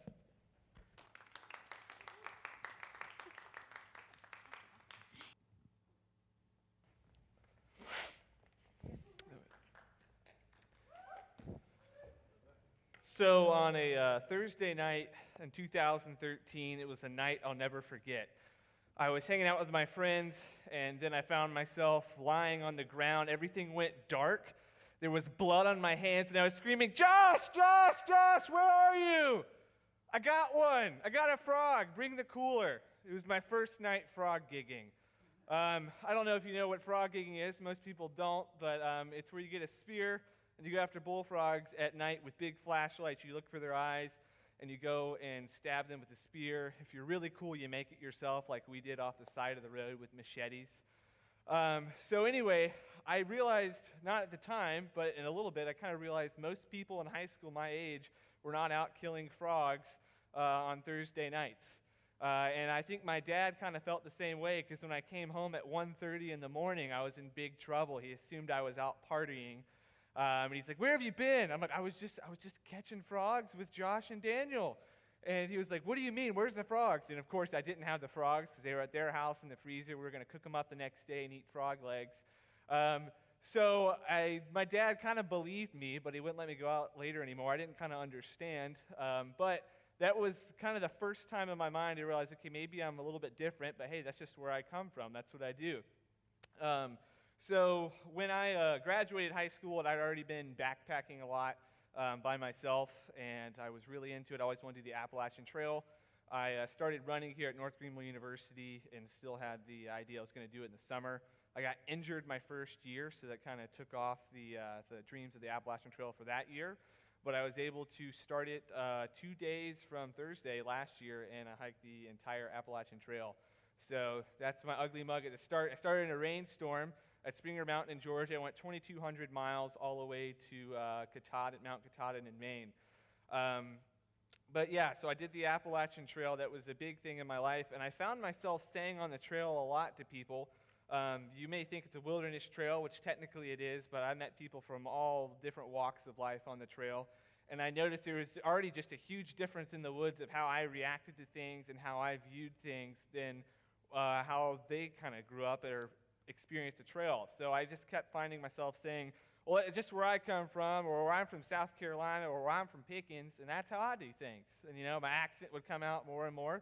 And so I kept just, that was my excuse. I kept saying, well, that's where I come from. I didn't really have much of a culture shock, though. I just thought they were all the weird people, because for the majority of the beginning of the trail, you know, I'm in Georgia, North Carolina, Tennessee, and Virginia, and that's about half the trail goes through those states. But when I started getting in northern Virginia, I'll flip through some of the cool pictures here, because you want that. That's in Tennessee on Unaka Mountain. So I had all of these normal kind of experience for me. This was normal, walking through farmland. I saw cows, not a big deal. To most people, like, this is a trip of a lifetime. For me, it's just walking, and I had a chance to do it. It wasn't anything new. It was magical, as people would say it. That's all these pictures I took. That was also in Virginia. But soon, when I was coming into the Roanoke Metropolis on the Appalachian Trail, things started getting very different. I grew up 5 miles outside of Pickens, South Carolina, and there's about 5,000 people in Pickens. So that kind of shows you my scope of a city. Pickens was 5 miles away from my house, so that's the city, and that's not kind of what I'm used to with that population density. So when I'm getting around metropolises, it was kind of freaking me out, especially on the trail. And I just thought, okay, I'm getting closer to the northern line. I am a Southerner. I have family that was in the Confederacy, so I'll admit I have a little bit of xenophobia about the North. And so I'm like, okay, maybe it's just a northern thing. They're Northerners, I'm Southern. I've been above the Mason-Dixon line like once in my life, and I was with Southerners, so I'm like, just because they're Northerners. That's what the issue is. And then I got into Pennsylvania and saw this. Not what you're thinking about, right? Appalachian Trail. Saw a lot of those. So you see signs. I was walking through construction. I was walking through a bunch of different things, and my world was just being blown out of my mind. I had no idea that the Appalachian Trail or things in the world existed like this, that people would just completely disregard nature. I was walking over mountains that had literally been strip-top mined, which means they cut off the top of it, ruin everything. I couldn't drink out of them. There was polluted streams that were red, and this was the type of world that I thought maybe this is the North. I guess they're just terrible. This is what they do. There's a very dissatisfied Zach on the pipeline construction going across the trail in Pennsylvania. Like I said, I had this premise. I kept saying, well, that's where I come from. I'm from the South. We don't do it this way. And I'm from a small area of the South. There's places like Atlanta and other big suburbs and metropolises. So I still assumed it's from I'm the South, but then I started to realize maybe that's not what it was. And then I made it to Vermont. So about 800 miles through the judgery of all of the D.C. metropolis, New York City, When I saw New York City, I almost crapped myself, if we're going to be honest, and it was the Appalachian Trail, so that did happen a couple times. But so I saw the skyline and could not believe that something like that even existed. And so I just thought, okay, the North's awful. I hate it. I need to get done with this thing, get back home. I was going fast. I got the trail done in 97 days. And I got to this awesome state called Vermont with Bernie Sanders and legalized marijuana, all the things North Greenville tells you not to like. And so I got to Vermont, and I immediately started getting happier and happier. I didn't know what it was. The people were nicer. Actually, the first day I walked into Vermont, marijuana was legalized. That's how I knew it was a thing. And I was talking to these two guys from New Hampshire, and I was so excited. I walked up to their truck, and I said, "Hey, are you guys from Vermont? I've never met anyone from Vermont." They said, "No, we're from New Hampshire. We just came down because weed's legalized. Bernie put one out for us." I'm like, "All right, cool." Didn't partake in anything. I'm on stage. Can't talk about that. But so I talked to them. I could barely understand them because they're Yankees, right? They got a strict, really thick northern accent, and my southern accent kind of came out a little bit. But I noticed really quick, we bonded immediately. We talked about turkey hunting and fishing and the weather, just general things that I grew up talking about. And I had a complete bond with these guys immediately. And I kept noticing when I was going through Vermont, there was more farms. People cared about each other, the same things I cared about. I realized, okay, maybe it's not a northern thing. Maybe it's just a city thing. Maybe I was still confused. Maybe it's a rural environment. But if I was honest, even the environments I went through in Pennsylvania and stuff were still considered rural. So I was still working through this the whole time on the Appalachian Trail, walking through beautiful things like this in Vermont, awesome farmland. I felt a lot like I was at home. And my phone broke in New Hampshire, so I don't have a lot of pictures. But one of the things I came across, the farther north I came, was that is a maple syrup farm. I don't know if you've ever seen one. We don't really have that around here, but those little tubes, it's like a big spider web through the forest. And this particular farm, there was an article on the paper I heard about. He was a young guy. His family had the land, and he actually paid for his college off of just making maple syrup off of his family's property already. So I was walking through things like that, felt a whole lot more like where I was from. Where I come from, we don't have maple syrup farms, but I know people like Mendel Stewart and his grandsons in the audience. He made money off of splitting firewood and selling that. So it's kind of something I was used to. You have land, you do something with it, you make money off of that, you work for yourself. And eventually, I completed the trail in Maine. My phone broke, so I didn't have any pictures from Maine. But when I was in Maine, the first town I went to was called Andover, Maine. I had to hitchhike to it with some people from Canada. It was only about 800 people in the town. But I walked in to the little gas station and immediately felt at home. They were playing country music. I don't even really like country music that much, but I felt like I was back home. And there was country music, there was people just loafing around doing things, and I was super hungry. I actually thought I had Lyme's disease, but I just realized I was literally starving myself. I dropped about 35 pounds. And so I went in there, and I ordered some home fries and a veggie omelet. And it was the best meal I might have ever had, at least one of the best ones I've ever had in a gas station. And when I ordered it, I realized really quick, normally when you go to a restaurant, if you can see it, they drop the fries out of a bag and everything else. But I saw these people, they picked up out one of the little woven baskets you see a lot of times at farmers markets. And they picked up the potatoes and started slicing them up. And then they started sauteing them in oil on the big grill. And then they took out some vegetables, not from the refrigerator, also from the basket, and then cracked eggs. This was all without washing their hands and without gloves, mind you. It's not like a fancy Subway or anything. They were actually using their hands. And so they cooked that, and I asked them, I was like, well, where'd you get the potatoes? And she said, oh, well, I grew them. And I was like, well, where'd you get the vegetables? She's like, well, I'm not really good at that, so that guy over there did that. And I realized at that moment, that was the first time in my life I had ever eaten a meal where I knew where everything came from, and it was a closed loop. I was in heaven. I still couldn't understand this northern accent, but I realized, okay, there is something about Maine and Vermont and New Hampshire that is awesome, that reminds me of home. I didn't know what that was at all, but I knew I liked it. And then I came across a book in a swamp in South Carolina called the Beidler Forest. It's managed by the Audubon Society. And it's by Wendell Berry, who you see there, and it's called The Art of Loading Brush, New Agrarian Writings. And it was kind of his collection of what agrarianism is. And I like agriculture, things like that, so I thought, okay, I'll give it a try. But I immediately found this was what I was looking for. This was the terminology. This was the word that I needed to describe what I was feeling. And so he has some basic outlines. There's more than this, but these are the ones that I think are kind of most important and pertain to where I'm going with this idea of agrarian culture. But some of the basic outlines: it's the wish, the felt need to have and belong to a place of one's own as the only secure source of sustenance and independence. So like I was talking about in Vermont, the guy paid for his college tuition through a maple farm.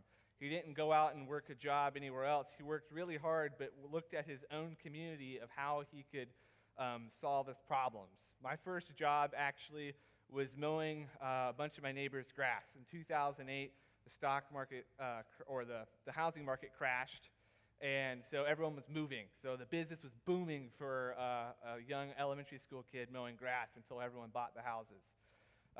So that was my first job. That's what I thought of. And then I worked, my first real job was at Table Rock State Park. So I was still working with nature, working in my local community. So that's the mindset I had, is where can I look around me for work so I can get money to do what I want to do. Another thing is an assumption for the need of subsistence or a household economy so as to live far as possible from one's own place. Kind of goes in, I was talking about some more. I'm not going to go much over that. It's also an acknowledged need for neighbors and a willingness to be a neighbor. We've talked a lot about this already, so I'm not going to go into a ton of detail. But there is a huge neighborliness when it comes to a rural society in general. Because, for example, that lady grew really good potatoes, but she didn't grow vegetables. So her neighbor and business partner, they just went together and did that. And I remember as a kid, I'd go help out neighbors all the time with things. If they had vegetables, they'd give it to us. I also remember my friend one time grew a bunch of peppers, and we had like hundreds and hundreds of peppers, and we just went around the neighborhood and gave them to people. So it's this neighborly way, not because you need them per se up front, but you know you will need them someday. You will need help from people, so that's why you help them in the first place. This is a really big one that I've noticed, at least with the contrast of North Greenville, where I came from. It's a respect for work, and it's a self-respect for good work. And this implies an understanding of one's life, work as a vocation and a privilege as opposed to a job and a vacation. So where I come from, I was considered lazy in high school because I only worked full-time in the summer. I was 15, I only worked full-time in the summer. Everyone else I knew was working. Not everyone, but most people were working during the school year, also doing athletics and also getting honors. I had a friend in high school who started his own subcontracting welding business and was pulling $22 an hour at 17 years old. That's the kind of environment I grew up in. People worked for the sake of working. I knew people who'd work 10 hours a day for $5 an hour just so they could get it under the table and because they could help out a friend and make a little bit of money. It's this idea that I am working not necessarily for money, but for myself and for my own self-worth and ultimately for my Creator.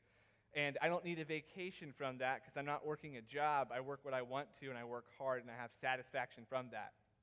And then another thing that seems kind of odd, but a lively suspicion of anything new. So, like I said, there's a lot of xenophobia in rural communities. That's not necessarily a good thing. But with that, it kind of keeps away all of the issues that happen in cities that will turn the tides quickly.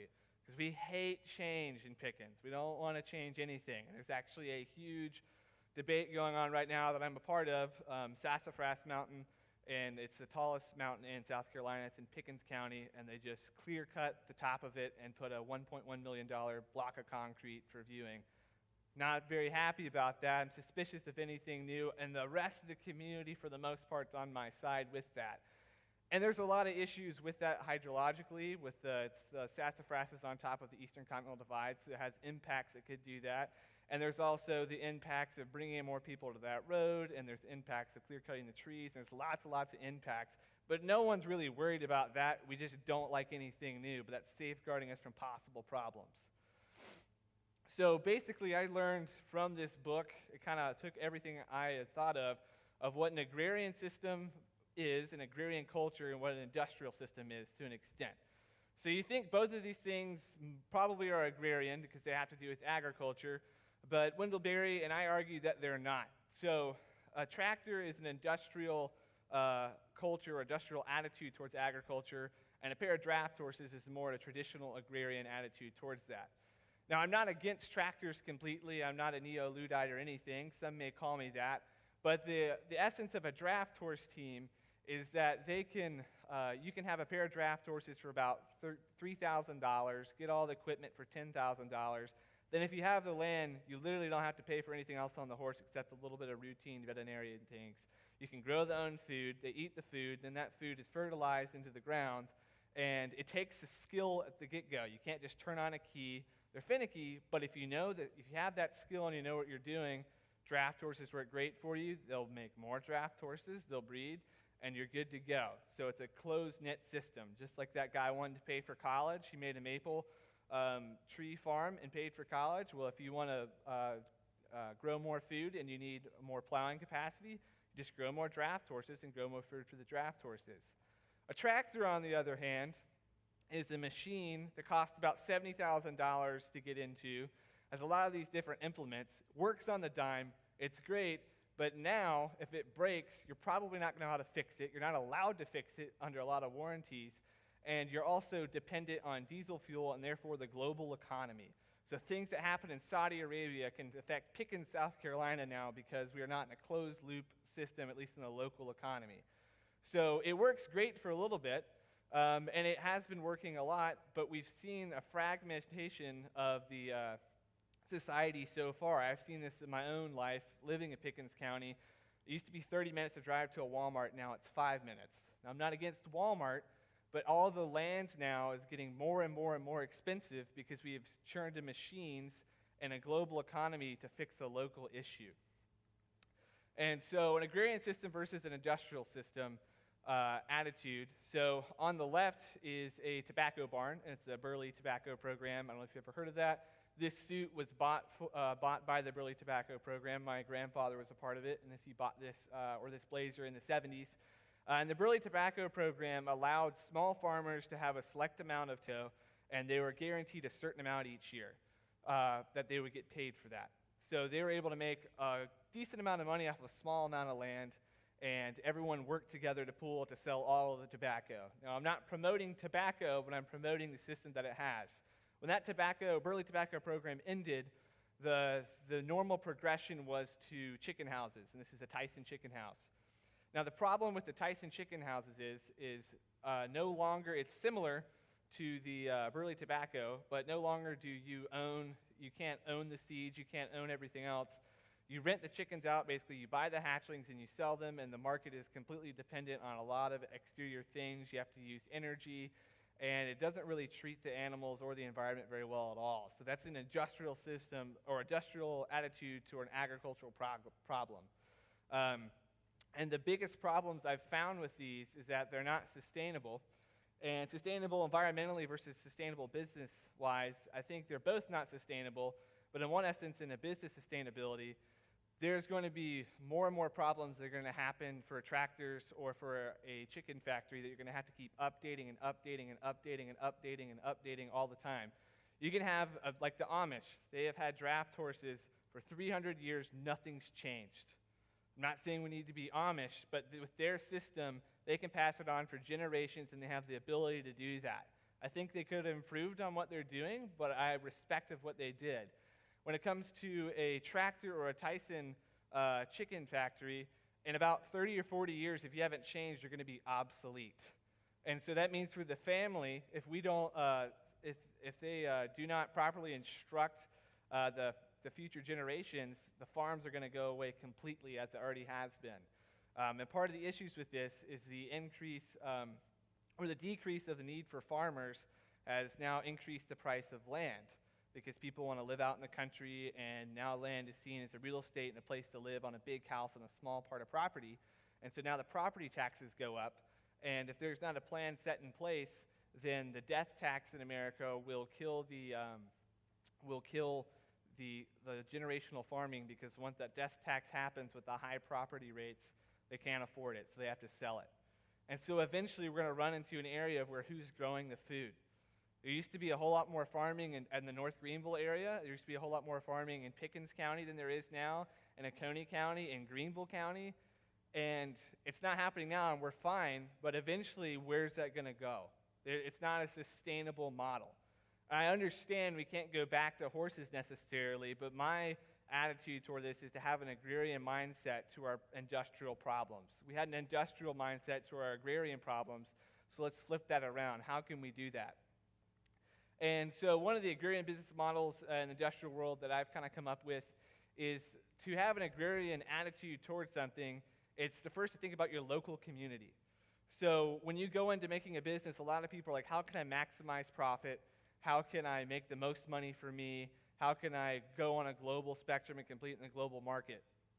Well, an agrarian attitude is how can I start small in my community, fix what I already have, and then move out from that.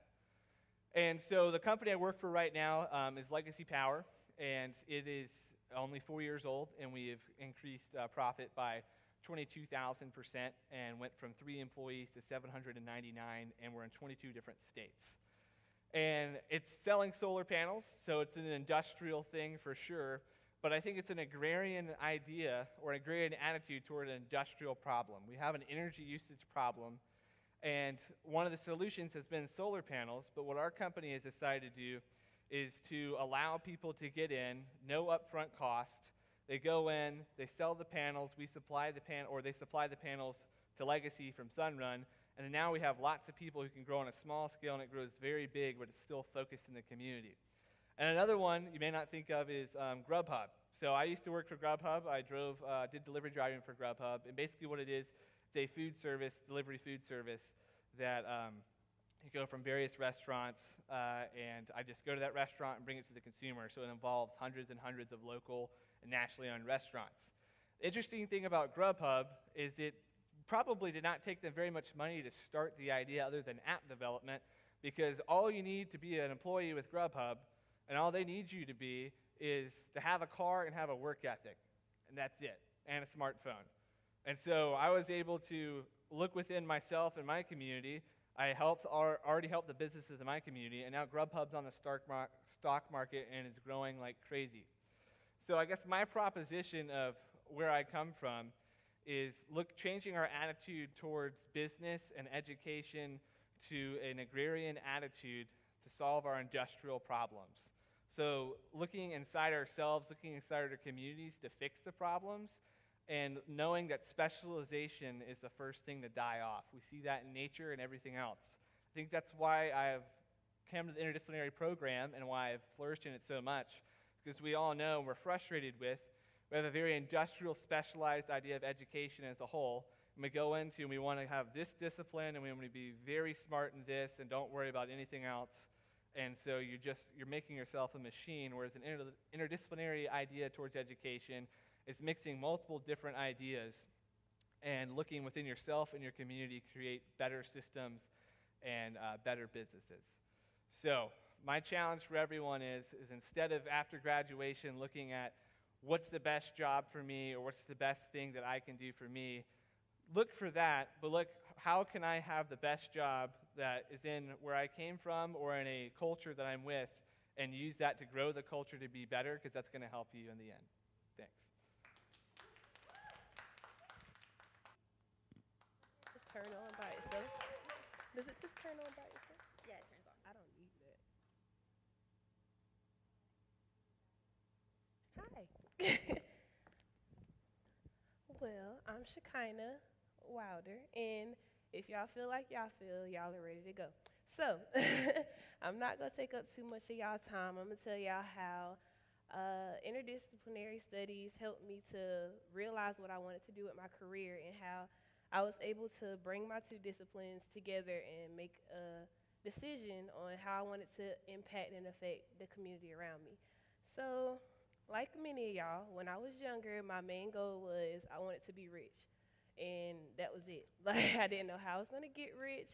I didn't know how I was going to go about it, but I just knew for a fact that I wanted to be rich. And so it took me looking into different careers to really find out what I really wanted to do. And my first step was, I was like, I'm going to be an anesthesiologist. I Googled the top paid careers, and that was one of them. And I was like, I make A's in science. I make A's in math. I could be an anesthesiologist. They just dose stuff up and, put people to sleep. That's easy. That's nothing. I lied because it's not easy. They get sued a lot, first of all, and I'm not that good at science. I don't enjoy it enough to make it a career and study it for years.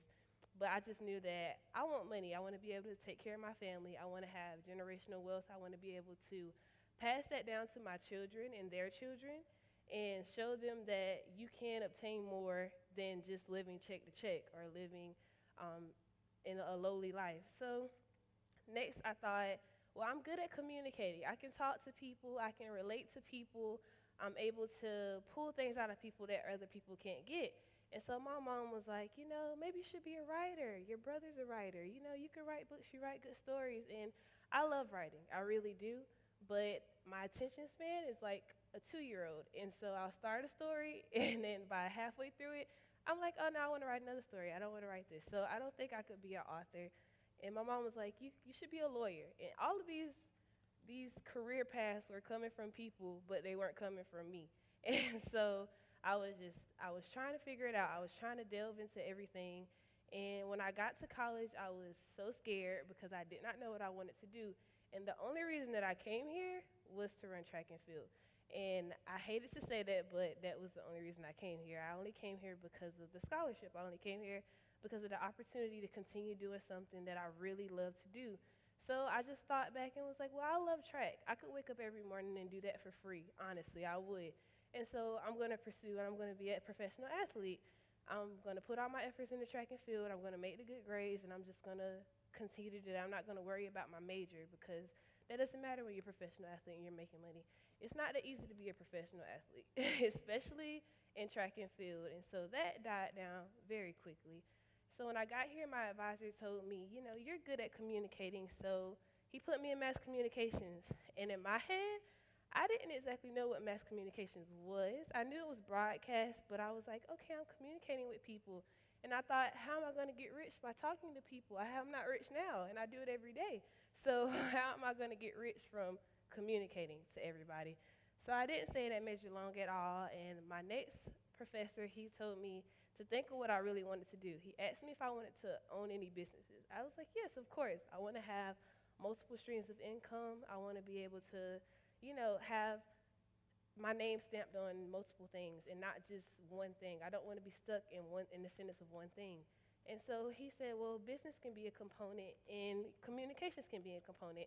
And at first I was like, interdis, I've never heard of anybody majoring in interdis. I've never heard of a rich person saying they majored in interdis. So how is this helping me? How will this make me into the person that I want to be?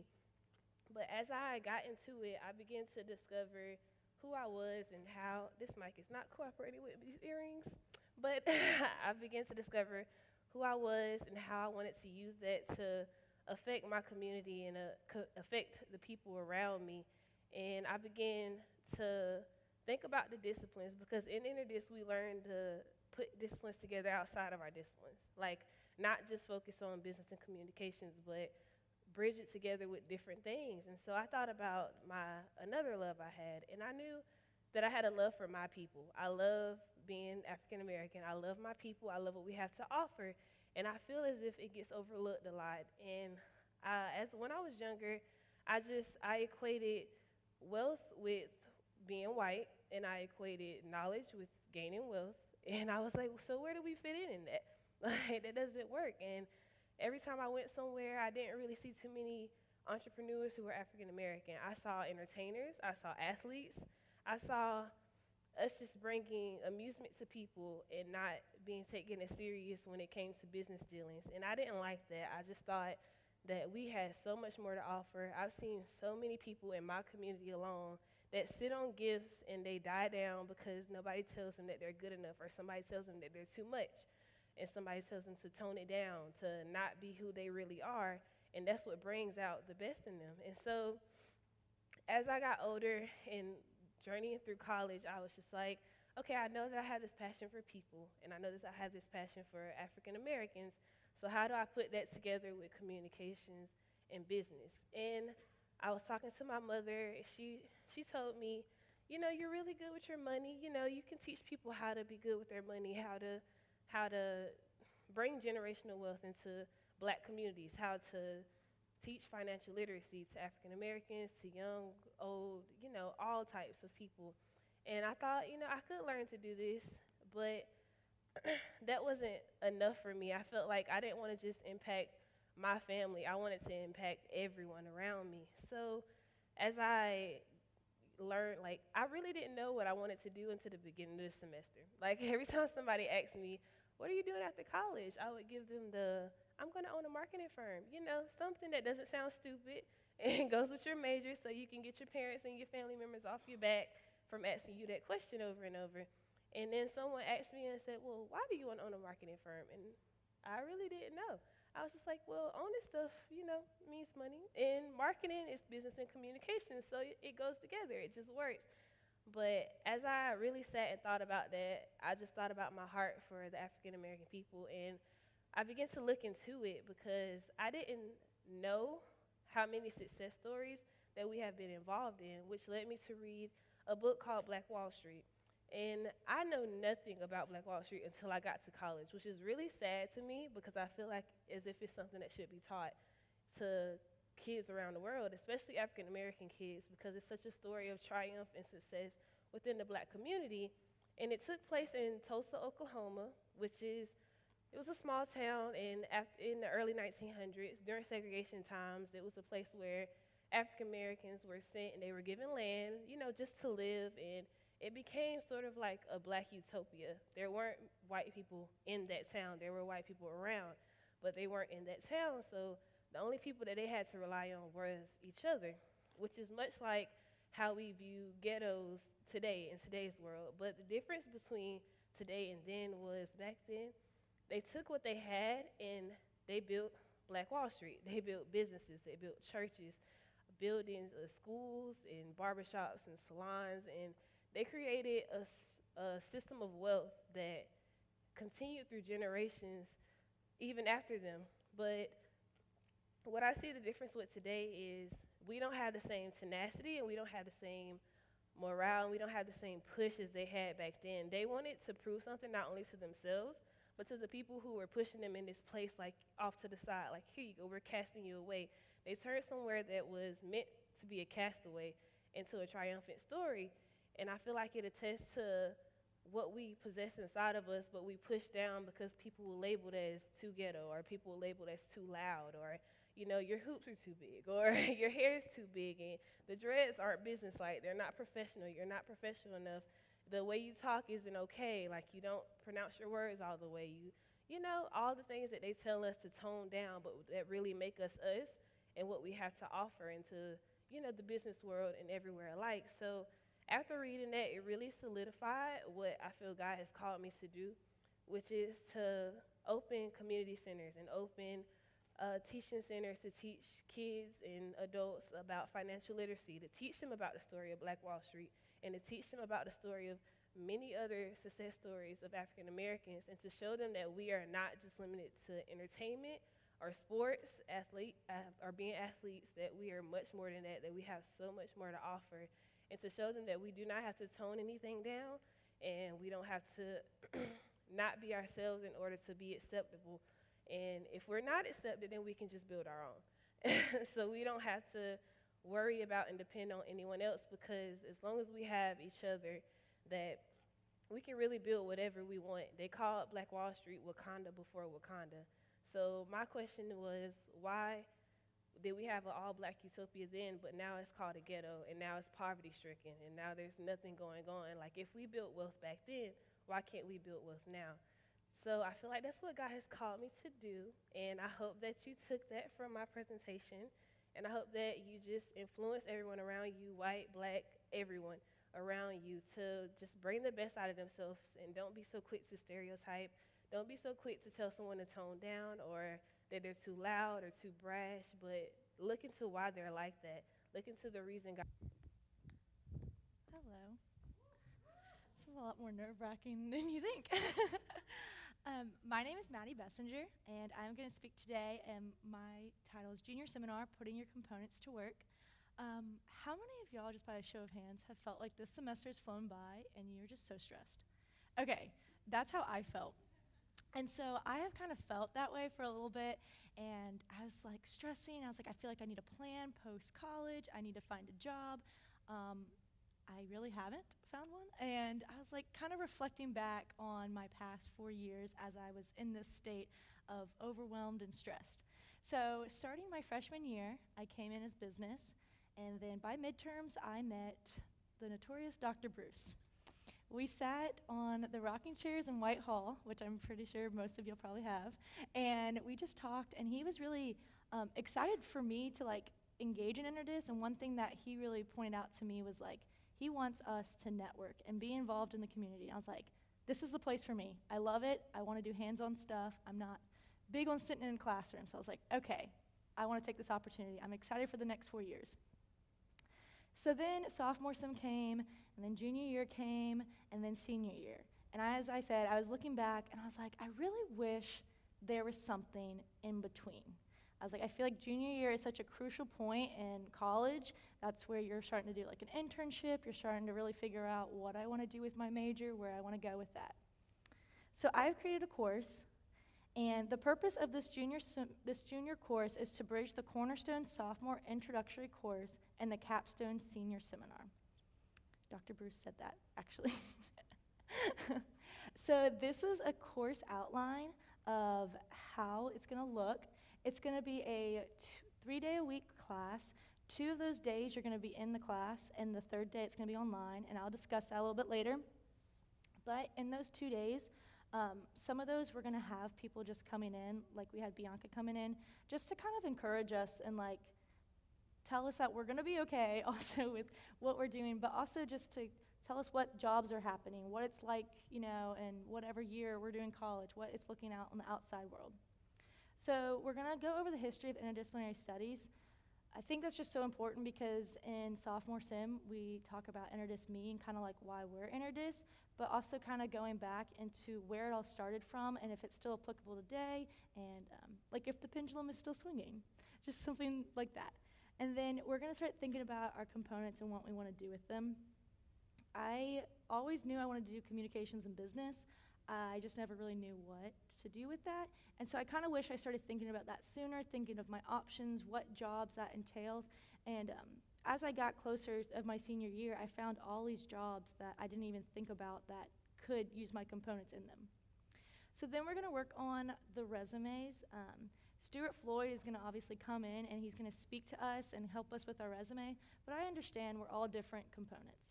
So with that, if you're Christian Studies, we want to help you mentor with someone like Jody Jennings or Justin Brown to kind of figure out what is going to be helpful for you on your resume, because it's not going to be the same as me if I'm going into a business office. Such as if you're a marketing major, you're going to want yours to look more pleasing to the eye. So we want to use our resources here, such as those people in the media lab with graphic design and InDesign, since that is something that's beyond my skill sets. So we just want to have that connections and networking in the community that we have here at North Greenville. We're also going to create a LinkedIn profile. And yes, your resume is great, but a LinkedIn profile is just a step ahead because an employer can see who you're networking with. If I am connected with Dr. Bruce on LinkedIn and someone knows Dr. Bruce, it kind of just adds a greater reputation for my name, and they can just kind of see that instantly. And it's also a great conversation starter if you know that you have a common interest. So then you're going to start looking for internships over the summer. We also have this tool that I just found about. It's called College Central Network that we have at our school that provides us with a way to connect with other people. You can put your resume out there and you can connect with other people who are looking for jobs. So once again, using that skills that we have here at North Greenville and utilizing that. For me, my internship, I waited, I think, junior year. It was like March, and I was like, oh no, summer's coming up. This whole semester was like slam-packed. And I was like, I wish I had started so much sooner. But I want to highly encourage internships for us in Interdis because you're able to see your components put into work there. And for me, I was like, what am I even learning at school? Well, I did my internship, and there were so many things that I was learning subconsciously. I didn't realize that had all these skill sets. So being able to get in that environment adds just stuff for your resume and just kind of a confidence boost that, you are doing right, you are learning, you are pursuing your career correctly.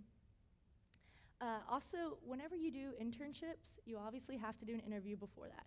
So we're going to do mock interview and preparation questions, probably like a week or two, just so you can kind of know how to market yourself. If they ask, what are your strengths and weaknesses, you're not just kind of like, well, I don't know. You kind of are prepared for these things, and you're not sweating bullets on the way to your interview. Just provide that confidence once again for you. As well as you're going to do a mock interview, there are people who want to help us. There are people that are recruiters that want to have those mock interviews because it helps them just as much as it helps us prepare for those interviews. So you're going to have a set time to come in. So that's going to practice professionalism, showing up on time, bringing your resume, and once again, just so you can have that confidence of going in and knowing what you're doing when you do have that interview. So 2 things that's going to be required over this course is you're going to have someone to revise your resume outside of the class. Also, you're going to shadow someone. So really encouraging shadowing someone in your field so you can ask them questions, and also ask them questions, hey, what do y'all look for in an interview in maybe education or accounting or whatever, since we all aren't experts in everything. And also just do research on that position and kind of know what jobs and what's required and what skill sets they're looking for. If they're looking for certifications, you can kind of go ahead and get on that before your senior year. And we're also going to make business cards. Yes, your resume is great, but a business card is just going to be a smaller little card for them to hold on to and remember you by. And it has all the vital information, such as like your name, your email, and your phone number, and so they can contact you again. And if you have that LinkedIn profile, they can just search your name from that business card and see your resume right there. So the final project that is going to be of this course is going to be attending a network event in Greenville.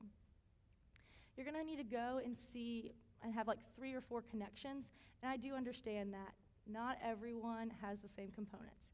So if you are Christian studies, you may be going to the South Carolina Baptist Convention and making connections out there. If you're English and writing and poetry, you may be going to an editorial convention that they have. But just kind of getting our names out there representing North Greenville, as well as making those connections. And also just prepare for your senior seminar project idea. Start kind of thinking what you want to do with it. So when you do take that internship, you can kind of start, okay, this is what I might want to do, or this is a need that I feel like is so important that I want to share with the rest of my classmates. So the overarching idea is just to feel confident about it. So like I said, one of the days is going to be online, and that's going to be, hypothetically, like on a Friday, it'd be a discussion board. And right now, Junior Sim is you reflect back on a course that you're taking now or you've taken in your previous 3 years and how they have connected your components, how your classes intertwine. And that's something like, as I worked on this, I started reflecting back on, and it's really cool to see your classes actually combine. I'm in a psychology class right now, and I see how like my communications and business are even connecting in something simple as that. So it's going to be like a 200-word discussion board where you're just going to start reflecting on how you're seeing your components and different things intertwine, and that will also help prepare you for Senior Sim, that will already be done for your portfolio. So like I said, we want you to feel confident, but also so you can come out representing North Greenville and yourself in a higher standard, and be able to provide those connections. Like Dr. Bruce always spends so much time at Tandem, but I know we're busy, he's busy, we're not always able to stop by his office, or he's not in his office for him to be like, hey, I have the perfect person for you. So this course is just going to be a connection to meet our desire of wanting to learn outside of the classroom, and his desire and those people's desires to mentor in us, to have a place for those people to connect with us, for us to utilize those resources.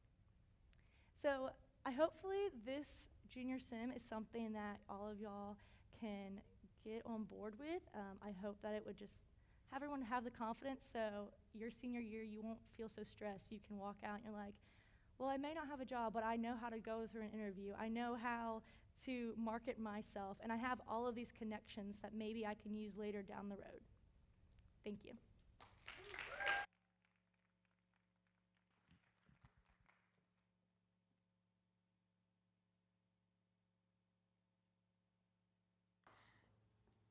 Ta-da! Oh, guys, we made it. I just wanted to leave you guys with this quick quote, kind of to encompass how I feel right now. It says, "You get a strange feeling when you're about to leave a place. It's like you'll not only miss the people that you love, but you'll also miss the person you are now, in this moment, in this place, because you'll never be this way ever again." So thank you guys so much for having the first Vox Series Senior Showcase here on this big stage. And thank you guys for just being an awesome class and making this possible. Thank you to Dr. Bruce for everything he does. And just, yeah, round of applause. Everyone, awesome job. But yes, thank you guys. And next up, see you all in graduation. You are dismissed.